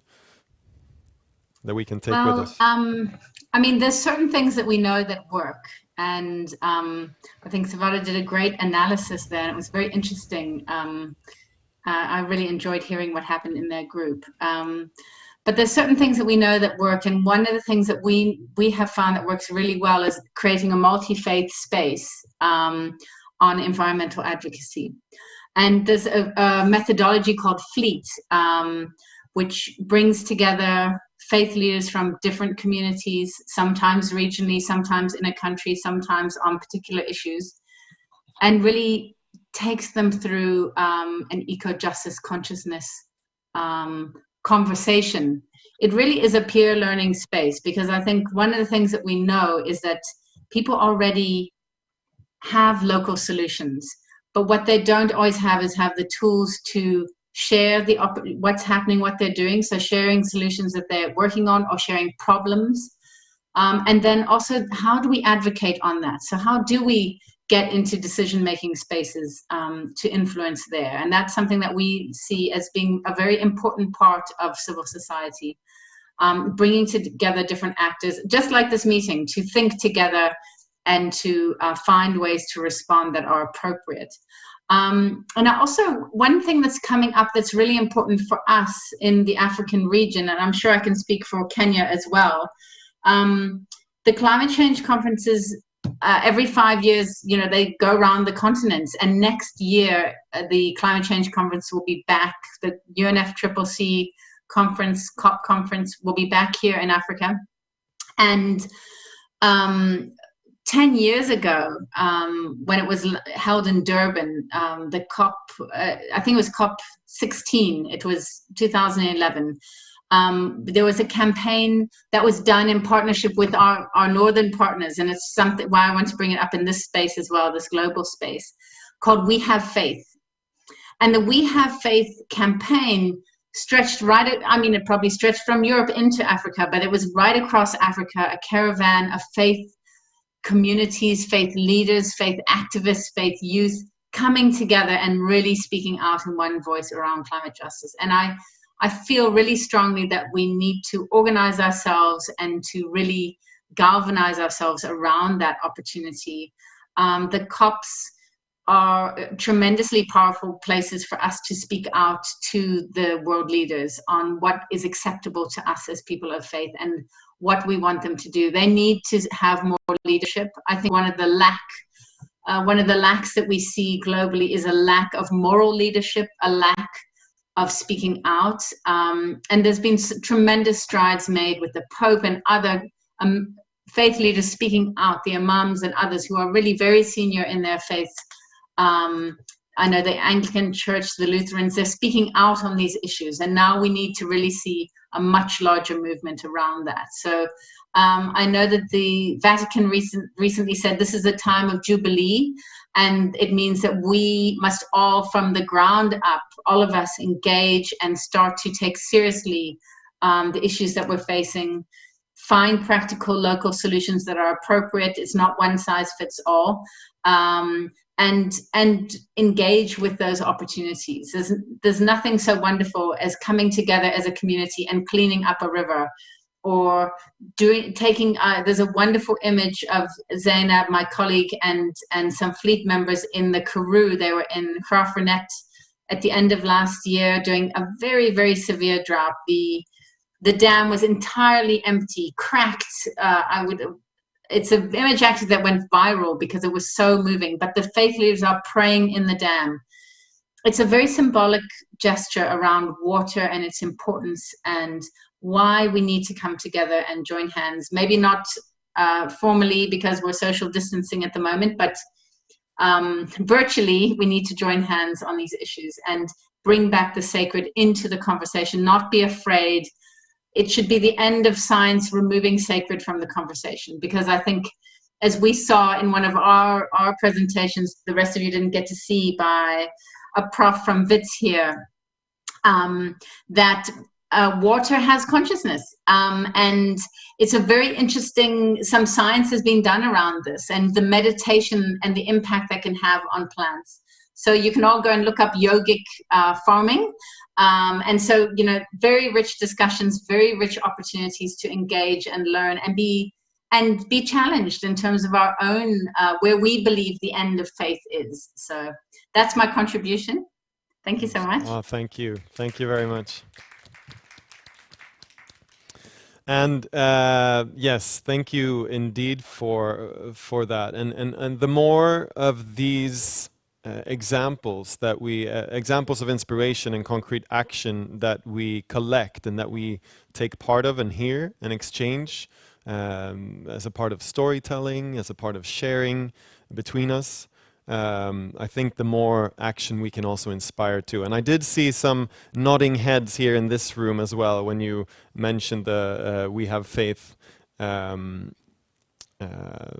initiative. So, and with that, and with the inspiration of, with the inspiration of the quote behind me, I want to try to give a little gift as well to all of you, the participants, before we have our final concluding remarks from some of our main contributors. And Iyad, you will be joining us there shortly as well. But before then, we're going to do a little bit of setup, but hopefully all things, going well. It'll be a fun surprise. So bear with me. We're going to set up the room. It's going to take about a minute or so, and then we'll see what happens. Ta 2 stycken.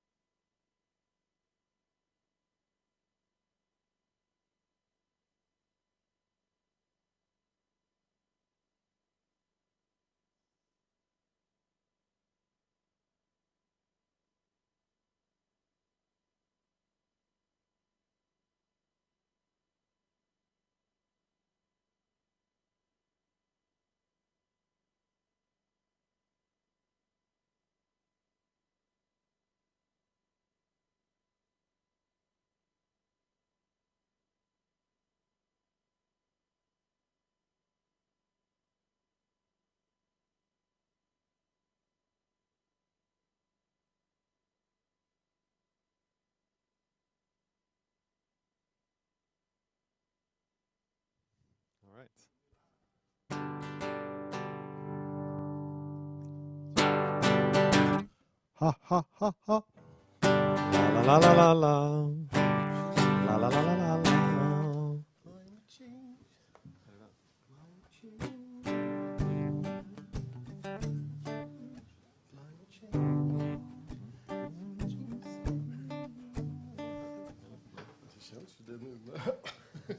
All right, we're gonna see if this works, and the limiting factor, the human factor in this case is probably going to be my voice. So, if it cracks, it cracks. It'll be as cracked as that dam that Francesca was just describing. Maybe, or maybe not. Yeah.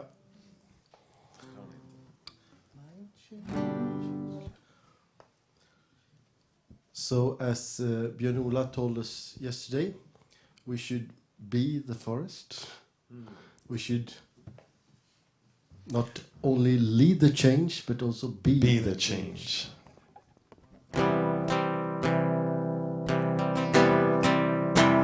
Climate change, it's getting scary how the weather's acting strange.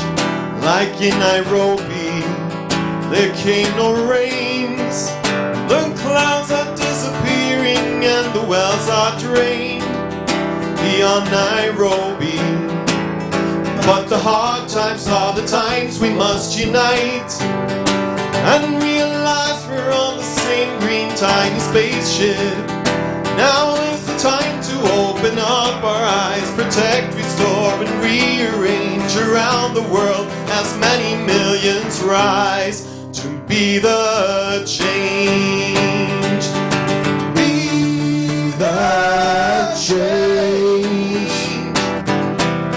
To be the change. Be the change. Climate change, it's now a pattern, not just random some events. Just like in Bangkok, the rising sea and the sinking city, much too soon they'll meet beyond and in Bangkok. But the hard times are the times we must unite and realize we're on the same green tiny spaceship. Now is the time to open up your eyes, protect, restore, and rearrange around the globe as many millions rise to be the change. Be the change. To be the change. Be the change. And in the case of Hannah Sound, we know there'll be abnormal amounts of snow. But what happens when the Gulf Stream's getting slow? We just don't know.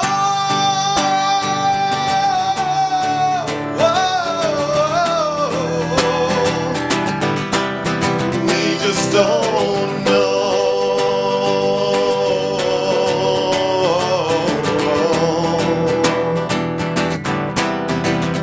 Climate change, you can't deny it, but it'll get you anyway.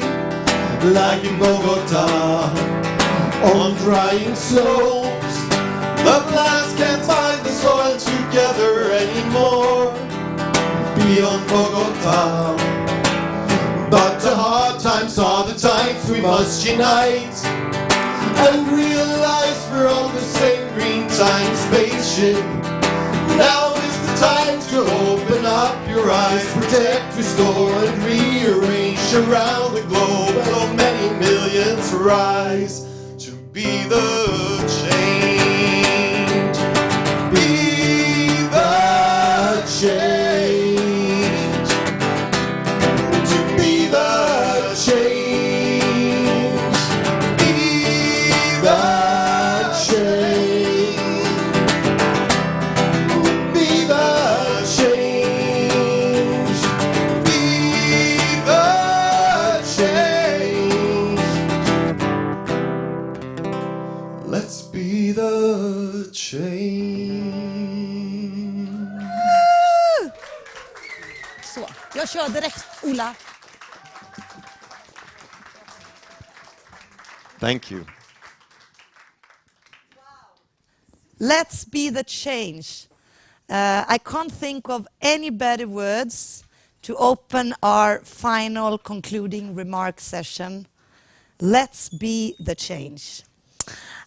In this final session, I will have the opportunity as one of the two facilitators for People and Planet and as a representative of the Swedish International Development Agency to give some final thoughts and remarks together with two representatives. We have Assa Karam with us that you met in our opening session. And also I will be reflecting together with Iyad that has been with us from the start as a co-partner in the organization of People and Planet, representing UNEP and the Faith for Earth initiative. So the three of us will be jointly reflecting together here. And before I start, I just want you, Iyad and Assa, can you just greet us with your voice?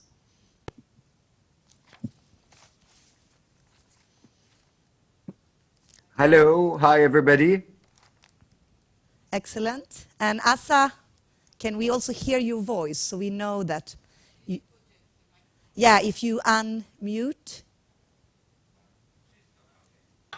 Yes, I see you there. There you go. Well, peace be upon you all. Hello. Wow, wonderful, wonderful. Okay. The journey that we have been through together has been a true adventure. And it started long before Monday, when we gathered up on the 16th of March. It actually started first as a dream and as a vision in our joint conversations between Faith for Earth initiative within the UN Environmental Programme and SIDA and the Stockholm International Water Institute.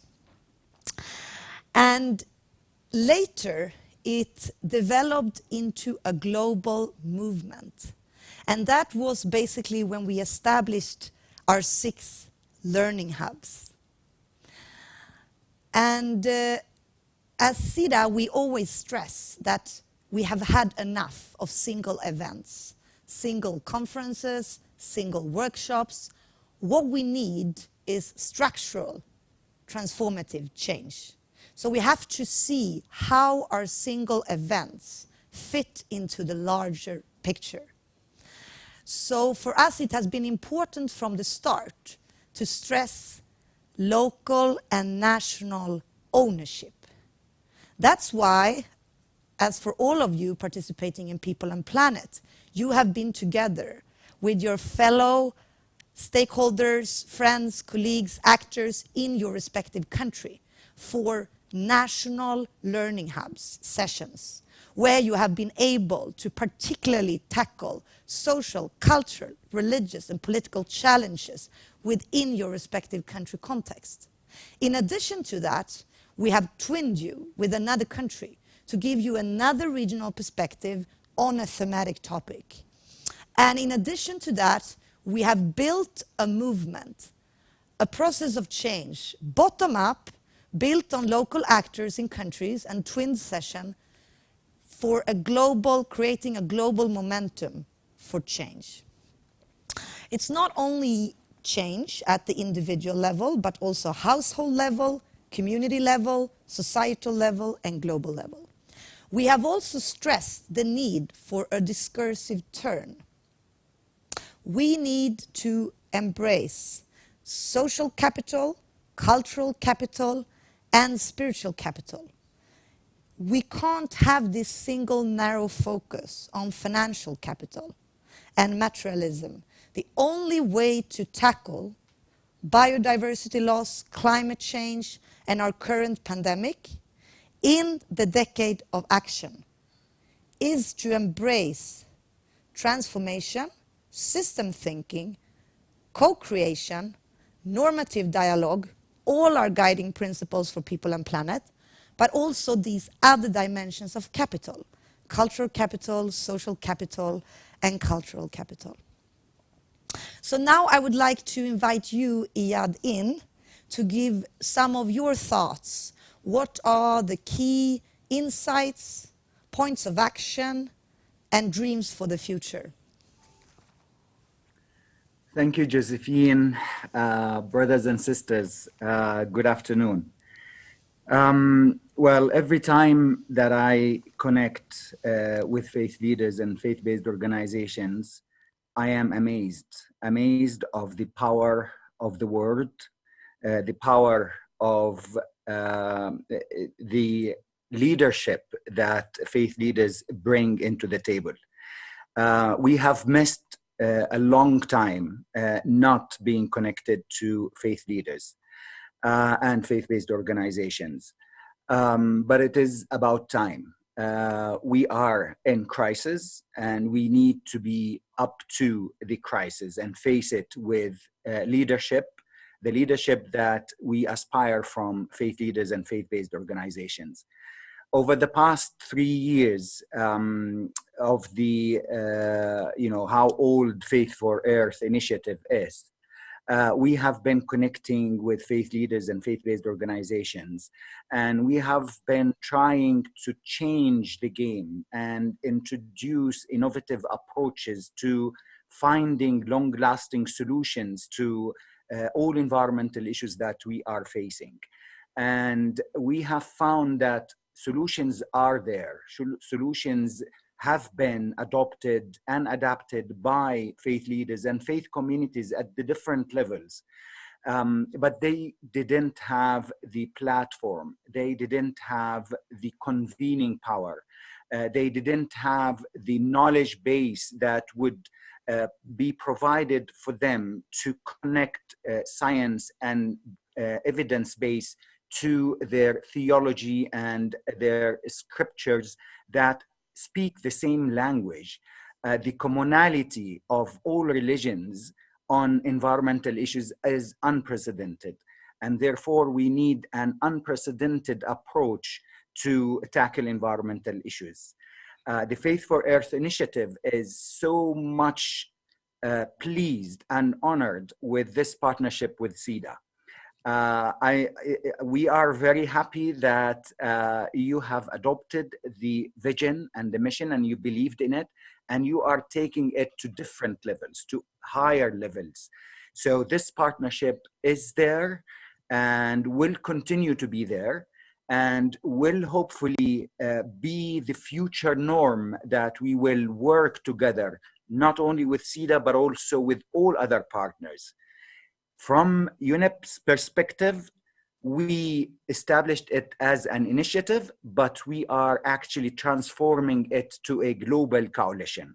And hopefully by the end of this year, we will launch the Faith for Earth Coalition, where we have the power of leadership, the power of science, the power of youth, the power of knowledge, the power of faith-based organizations, all teamed up to provide the solutions that we are all looking for to accelerate working and achieving the Sustainable Development Goals and Agenda 2030. And we all know that faith-based organizations and faith communities have actually been addressing all the 17 goals plus more goals in their own institutions for their own communities.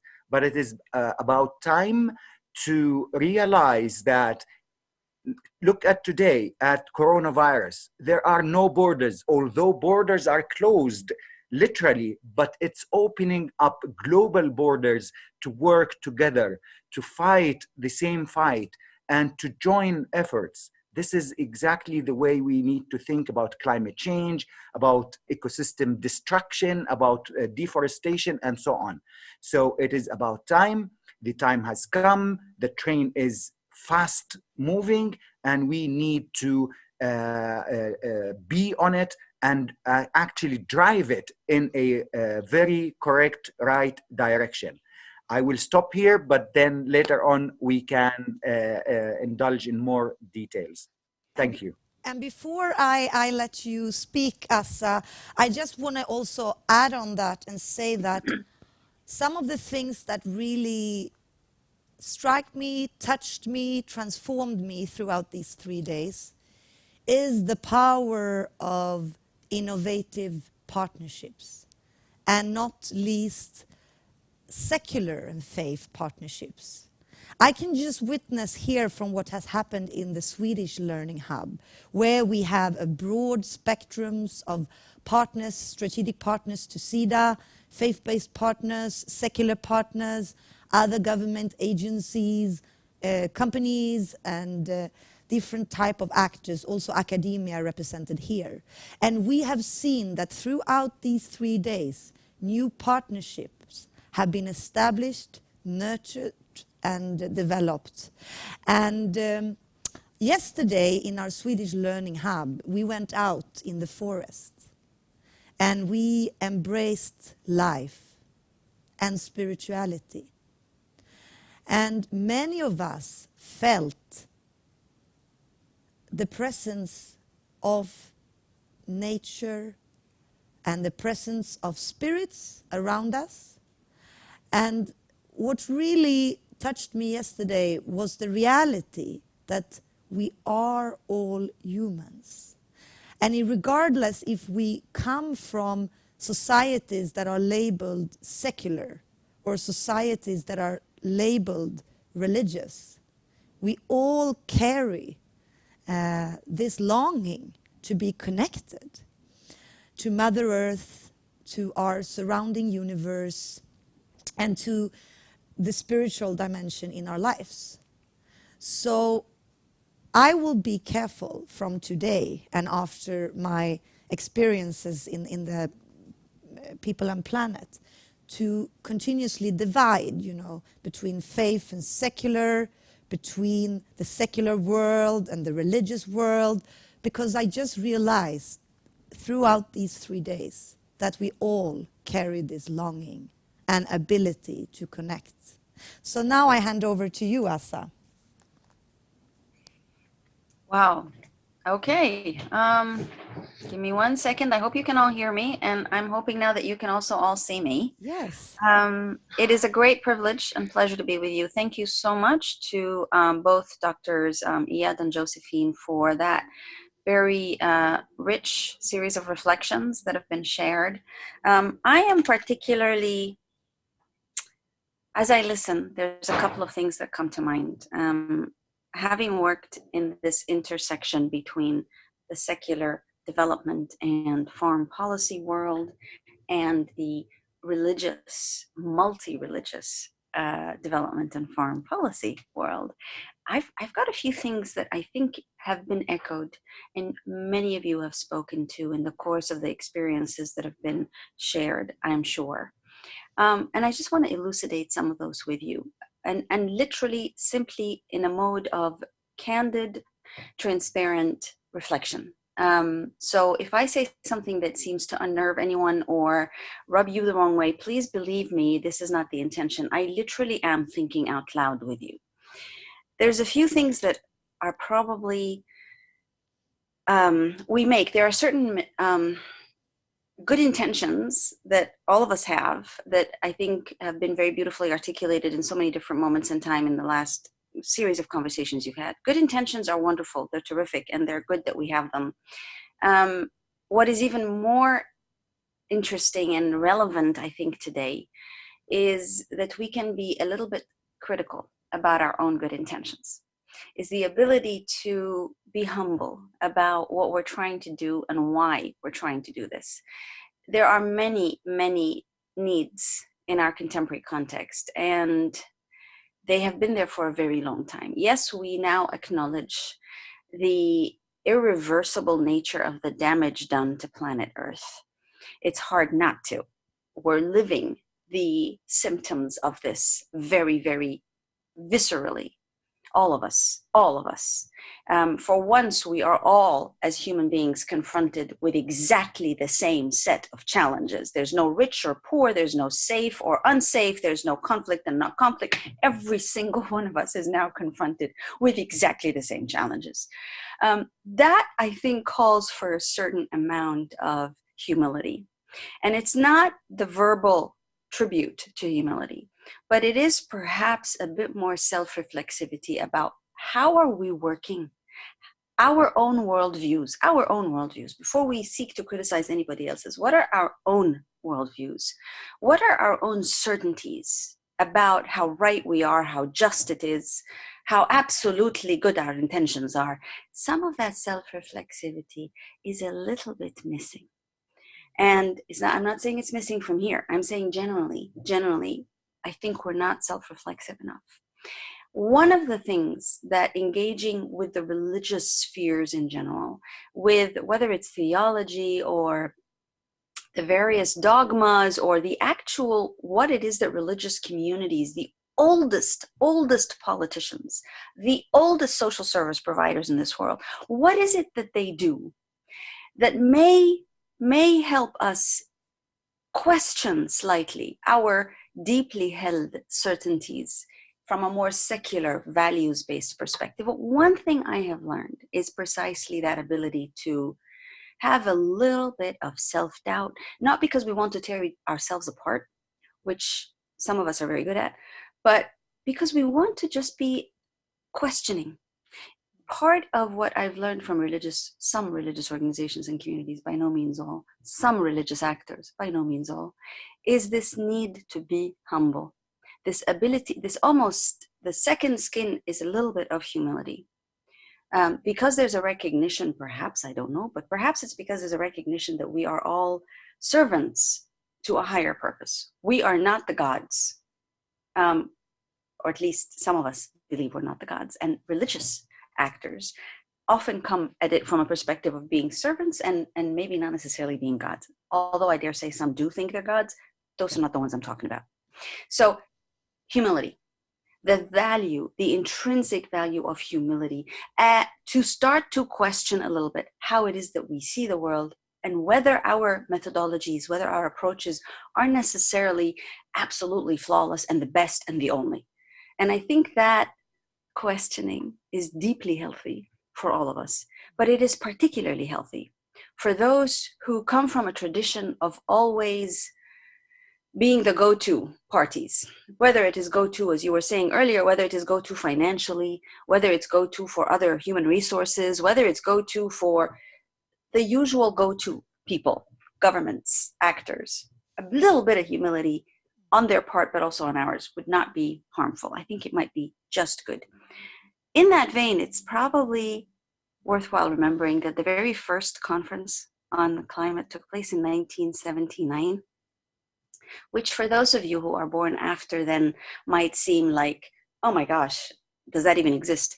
But actually for those of us who were born long before that, is actually phenomenal. It's 1979, the first climate conference. And guess what? There were quite a few religious leaders and actors in that conference.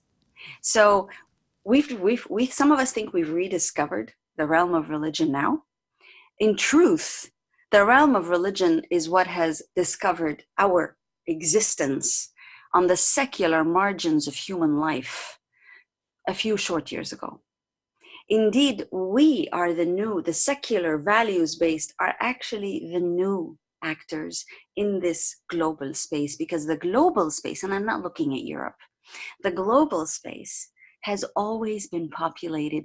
The indigenous to the global life cycle of humanity, the indigenous to the global life cycle of humanity are the religious. The first footprints on this earth actually came from and within religious institutions. What we are trying to do, what many of you have been speaking to and engaging with, is not this discovery of religion. And oh my goodness, how important is it that we now work religious and secular? I mean, welcome to that realization, indeed. But there's an added value here that humility might force us to reconsider. A little bit of humility might force us to reconsider that we're not talking simply about building bridges between the so-called secular and the so-called religious. We are actually, or we should be, in a space where we need to question how these bridges have already been built. In this case, at least since 1979. Perhaps rediscover who came in the 1979 era and who didn't come from this realm of religion. And we might come to a realization that we have been deliberately exclusive, even more ways of certain religions and certain cultural identities and certain ethnicities, that we have been exclusive of them in the name of inclusivity. Just a way of being able to use the humility lens to question that which we hold so dear, not because it is important to question all the time and to be self-doubtful, but because it is important to be humble. That is important. That's what I have learned from working with religious actors, that humility means that self-reflexivity is a must. It's not a luxury, it is a must. And if we were to look back in 1979 at who was there from the religious realms and who was not there, we would find that some of our religious voices, some of the biggest religious voices in today's world, still remain relatively silent, including today in the way that we engage and the manner in which we engage, even though we think we are engaging with everyone. There are some voices that are louder than others. And that interreligious, multi-religious, multicultural, because you cannot prioritize religion and culture. Religion is part of culture. If we acknowledge that, we also understand that the indigenous peoples have as much wisdom to share as anyone else. in the name of culture, in the name of religion, in the name of actually saving the earth. So a little bit of that humility might get us a long way towards the inclusivity and the transformative power and all the wonderful wordings that we've heard that I know each one of you is deeply committed to. We also need to make sure that we right size religion while we scale up our partnership impact. Yes, we have discovered religions, or thus secular actors. We have discovered the religious. We're discovering still the multi-religious. We think we've got it all, but no, we haven't. We could just look at the world, demography, religious, and how we structure our meetings, and we'll find that we could probably do just a little bit better. But we need to actually right-size religion. Yes, religion, spirituality, absolutely critical, absolutely foundational, not alone, not the whole answer, not the only answer. We need to right-size the religious while scaling up the capacity of multi-stakeholder partnerships globally and multi-stakeholder analysis in our own minds and an ability to be inclusive, including of those who may not agree with us at all. But that inclusivity, that radical inclusivity, we still have to learn. We haven't mastered, and no amount of new partnerships around the world is going to give us that. But perhaps we're at the moment in time where we can review, because we're all in a moment of similar crisis, and the color of our skin and the color of our passports really doesn't matter. Perhaps this is a moment of critical humility that we all need to do in order to be radically inclusive, including of those who disagree. Thank you. Thank you so much, Asa. And I have a follow-up question for you, because what I can conclude myself is that through and over these 3 days, we have managed to broaden the global normative dialogue to include new actors and new voices. And I know that you and I have been engaged in a conversation over the last decade. How are we going to deal with the fact that majority of change agents within faith traditions are followers and members on the ground, but so often it's only the top religious leadership that is being heard? In People and Planet, we have now transformed this challenge into a new opportunity to bring in new voices. Over the last 3 days, we have had great youth representation, not least to mention the great initiative by UNEP to sponsor youth delegates to all the learning hubs. We have had great representation of women. We have had great representation of sexual minorities, all types of groups, including indigenous peoples groups, different diverse faith traditions over the globe. So to me, this is in fact revolutionary, that we have opened up the normative dialogue around our current environmental crisis to bring in and broaden the voices. So Asa, what do you envision today with this insight that we now have the tools and the digital platforms and the knowledge and the capacity to bring in more voices? And what will that mean for the nexus of faith and environment? You reminded me that and I do apologize that I did not begin by congratulating you and Dr. Iyad and everybody on this wonderful, amazing platform for this huge achievement. So yes, I stand corrected. Absolute congratulations on the revolution that you have effected in your realm. The normative dialogue has actually been open between the religious and the secular and the young and the indigenous and the women from different traditions within the space of Religions for Peace for the last 5 decades. 50 years. It's a good idea to try to identify where centers of knowledge and wisdom have existed and to link up and tune in with them. It isn't enough to have technology that allows us to speak to each other today and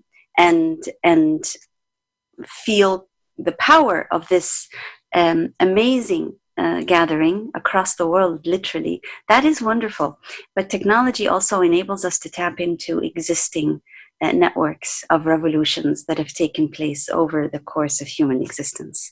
And it's always valuable to be able to dig deep into the existing wisdom as we try to lift up the new, or what we believe to be the new.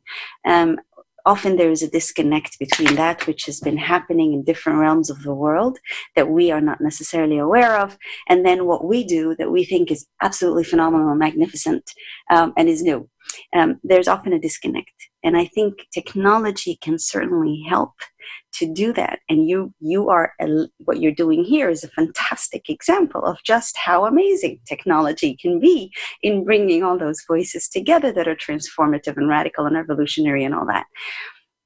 I think it takes humility, again, to be able to understand that there's already a legacy of life, because we're not, I mean, okay, some of us, of course, some of us are geniuses. I grant you that, of course. All of you are geniuses. I'm not a genius. And therefore, because I'm not a genius, I tend to like to see what else there is around me that I may think I've discovered, but actually was already there for some time. And that takes a little bit of self-doubt, humility, call it what you will, self-reflexivity. But I think when we do that, when we think what else has been happening around us that we can harvest more and become part of, or link up to, or learn from the lessons of, and that's where then technology will help us to connect and glean information and knowledge.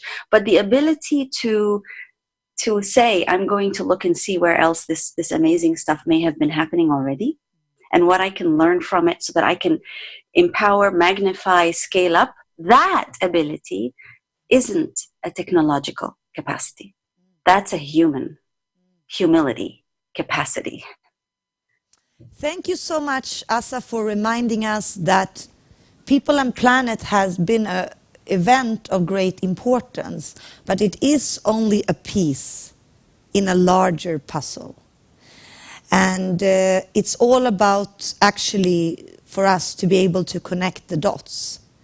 And throughout these 3 days, we have been relating back to a lot of ancient traditions, faith traditions, spiritual traditions that we can find in our respective own culture or physical place or in our surrounding nature or within the lines of our families, etc., etc. So thank you so much, Asa, for enlightening us all that what we do is a piece in a larger puzzle. And to find wholeness and to reconcile with Mother Earth, we need to be humble and to see that there's no quick solutions. There's no single event that can solve the current crisis, but it's all about understanding our place in the larger universe, to reconcile ourselves at individual level with Mother Earth, with our surrounding and our human relations, and to basically try, all of us, when we come home and continuously stay home, for those of us who have participated from our laptops, to see how this fits in to the larger picture. So thank you so much, Asa, for your wisdom, for being with us, for standing with us. Now I would like to come back to Dr. Iyad. I know that we have over these past 3 days, we have made a lot of conclusions on insights from the panelists, from the keynote speakers. And could you pick a couple of quotes or specific points from some of the voices that have been raised in the People and Planet event that have had a particular impact on your own life and on the Faith for Earth initiative? Thank you very much, Josephine. And again, thank you, Azza, for your leadership and for your mentoring that I have enjoyed over the past 3 years. I very much appreciate that. Well, a couple of points that I would like to make at this stage, and then probably later on reflect on others. 2 points that have attracted my attention. First of all, it is true that so many people are doing so many things. And our problem is that we know that we don't know. There is a lot of knowledge out there with faith-based organizations working in local communities, adopting solutions that have proved to be successful in tackling environmental issues, in reforestation efforts, in using sustainable agricultural methods, in providing energy or sustainable energy for local communities. But when you have that isolated in a certain community without being advocated to other countries, other religions, other organizations, it continues to be a standalone initiative and serving its local people. I don't think this is the time that we can, live with such a thing. Every successful effort that is out there, we need to know about it, and we need to adopt it and adapt it to our situations. So this is very much a call for a central or a multiple knowledge nodes that are connected centrally, that can provide the global community. And you are talking, Josephine, about technology. Indeed, we do have the technology and we should use it. Artificial intelligence, for example, the Internet of Things, why it is not available for a certain farmer in a local community to get the knowledge of experienced people who have adopted these approaches. And this is doable. And this can easily be adopted. So a knowledge platform that provides us with the knowledge that we need, a mapping exercise of what is out or already out there, who's doing what. This is a must. That was a very loud call from the participants of this conference. The second one is the need for changing the paradigms in our educational systems. We know that young people are already the leaders of today. They are leading the change.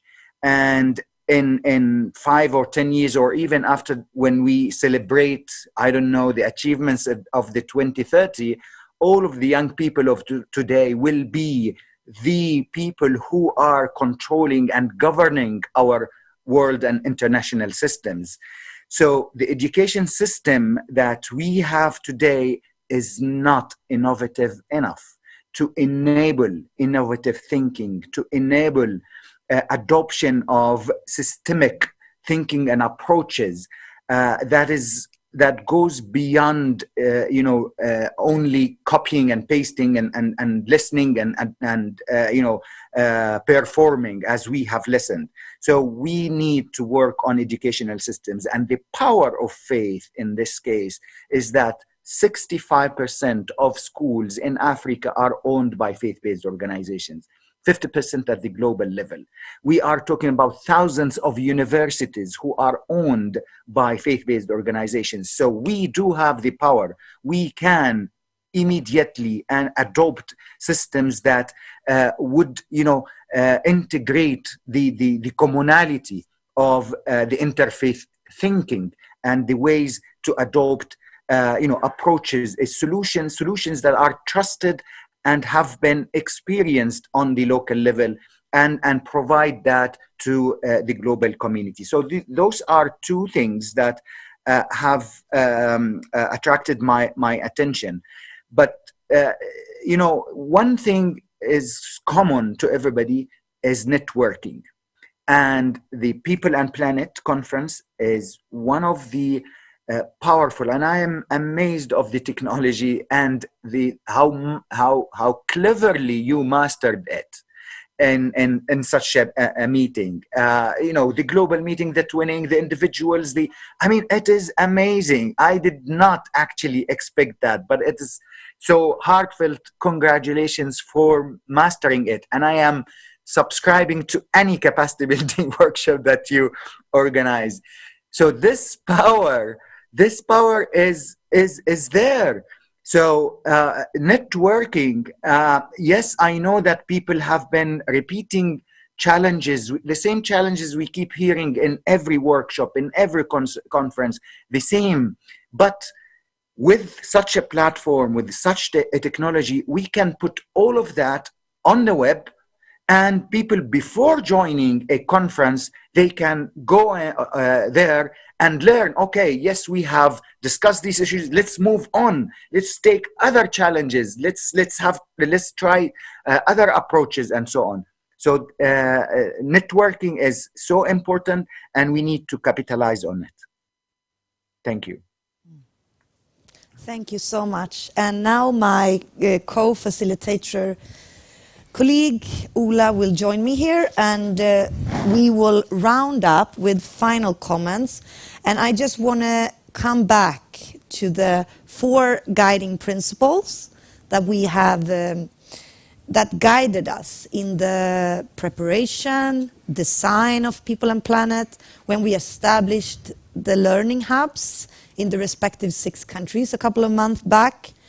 And I really hope that you will use these guiding principles continuously in your continuous work, really to turn our sense of urgency into delivery in the Decade of Action, and to continuously apply a system thinking approach, that you dare to continuously embrace complexity, and that we can invite more people into the normative dialogue around climate and environment.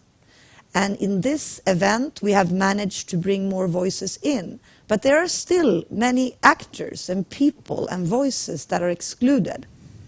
So let us all take our responsibility to broaden the normative dialogue. And finally, let us make sure that in our new era of digital conferences and meetings, to apply the principle of co-creation and participation, so we don't make ourselves passive in digital conferences, but that we ensure in our methodologies that we really give room for everyone to be heard. Yes, I agree completely with all that's been said, and I want to also stress that making this happen together, and this and also the perseverance that I feel that all involved in the facilitators. I'm very humble to the activity and the initiative from all my fellow facilitators around in all the hubs. And that is, I think, something to model on. Whenever you, because over this coming period, we're going to need to, by necessity, we're going to be forced to do digital meetings because we're not going to be able to meet in person as much, nor in national context actually, but let alone international context. But make sure in all of the arrangements that you co-create and you build leadership, multi-stakeholder leadership. So I want to encourage all of us to, building on what Iyad just said around networking, keep these contacts with you. If there's, if you want to share your good initiatives, your good examples of actions that you're doing, of campaigns that you have going, please post them on the Padlet. We're going to get that up and running again, and make sure that that's a platform that we can use together. You can also, if you have any questions, contact your hub coordinator, your respective hub coordinator, if you need help with getting things up there and sharing them. Or getting in touch with someone in specific that you've heard across the hubs but haven't been able to connect with because we've used breakout rooms, etc. You can type in the chat if you're joining digitally right now and want something in particular. Andrew is ready to receive all the comments there. So, and also, if you want to share what's been going on in these discussions over the past 3 days, the streaming is available, and that's one of the things, to build on what Josephine just said. We've been wanting from the get-go here to get more voices in the room. And, you know, as we've come back to over and over again, one event can only do so much. So obviously there's millions and billions of people whose voices haven't been in this room. But if we can be the drops, the rings on the water, and to spread the word and to create your own contexts and similar discussions, that is amazing. And one way of doing that can also be to share the streaming from these events. Not only making it more accessible in participation in the actual event, but also making it accessible in sharing outside of the actual event. So that's why we didn't do only a live participation only, but actually it's also archived and available afterwards. So the last point I want to make, and this is also building out on what Dr. Karam was sharing with us before, the humility. I want to share something that I heard in one of the breaks. You know, we go around and we talk a lot about changing the world. You know, we got to make the change or be the change, as we sang, indeed. But how about being of, if we're talking about faith and higher powers and Mother Earth, how about being of service to the larger scheme, the larger plan, if you will, and being of service to, not necessarily changing the world, but being of service to the world in a way that is in harmony and in balance with the world and the earth and the planets and humanity. So that is a call to lead the change, but also to follow. So the humility there, follow initiatives that you find that are good, that you haven't come up with yourself, but that you find are worthwhile, and lead the ones that you find are missing. Yes, and we are coming down to our last minute before we're going to close down People and Planet. So I want to extend specific thanks to all of you around the globe that worked pretty much night and day to make this happen. First, I want to once again address the key organizers of People and Planet. As you all know, you have heard a lot about SIDA over the last couple of days, but we have worked in partnership with UNEP, United Nations Environmental Programme, and the Faith for Earth Initiative, and the Stockholm International Water Institute, and the Swedish Environmental Protection Agency. So I really want to extend, as from SIDA's perspective, our deepest thanks, and this we could never have done on our own. So these partnerships have been absolutely crucial. Secondly, I would like to say that in each of our 6 countries, we have had local organizations, strategic partners to CV, UNEP, and SIDA. And all of you have worked hard, not only to organize and set up and host the learning hubs, but you mobilized volunteers and you've been working on the technical platforms, translation, so much work. So thanks to all of you. And finally, I want to thank you all as individual participants in People and Planet. Thanks for prioritizing this and for giving time in your life to raise your voice, but also, as Ola just mentioned, to listen in to others and to, to really take this time in the midst of the pandemic to see what is the way forward for all of us. My final input to you is to encourage you all. I know we are hundreds of people now watching and engaging, to post a social media reflection. Doesn't matter if it's Twitter or if it's Instagram or Facebook or whatever platform. A final reflection from all of us using the hashtag People and Planet. Thank you so much, and blessings to all, and peace as well. Yes. And with those words, thank you for these days. Oh yeah. Yes. So before before we leave, digital participants, whoops, we'll just take a group picture in front of the. Or we put them TV here. Screen. It's better if you we put them there. yeah, we of put course. them there. Ola, ska vi sitta här då? Så kan man. Nej, vi Eller står står på sidan. Mm. Wow. Ja, men då skymmer vi. Jag tror att de ville alltså se människorna. Yeah, we want people on the screen here. För det är därför jag tänker att vi inte ska stå. För det är så Aha. högt. Det är därför jag menar att vi ska sitta. Ah, If okay. people sit here on the floor and in the sofa, we can still see the people above us. So join the sofa. Anyone who longed for the sofa? Just that one. Social distance. Social distancing.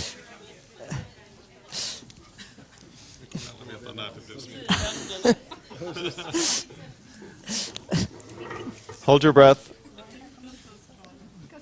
No briefing.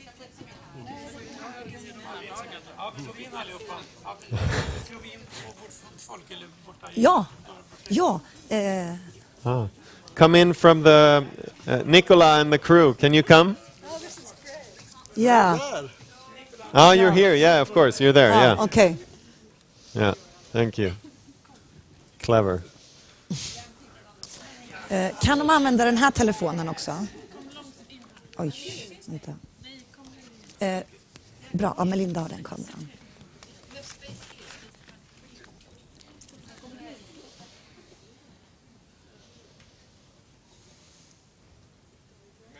Yay! Save the earth. Now. Woo! Linda, can we also have one with... yes, so I think if you stay, we're going to close down the global People and Planet event. Yeah, okay, we'll wave bye. everyone. Hey. Okay, so we leave the meeting now. We don't have anyone to. No, to Bengt, can you go up push and the button. if you remain, except Bengt, or someone... Yeah, and leave the meeting, because I wanted... yes, jag tänker en bild med People and Planet-loggan oss. Okay. Det blir jättebra. Men jag vill inte säga det innan vi har... So if you leave the meeting now... No, he's gonna. Ja. Bye bye. Bye. Okay, now I want the People and Planet logo behind us and another photo with that.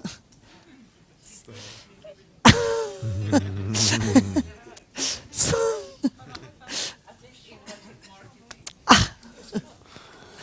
okay. Right. Woo.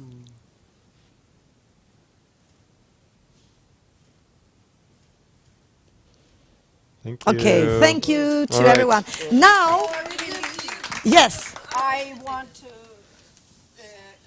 in the name of everybody, I'm so impressed with you, and I'm sure we all are.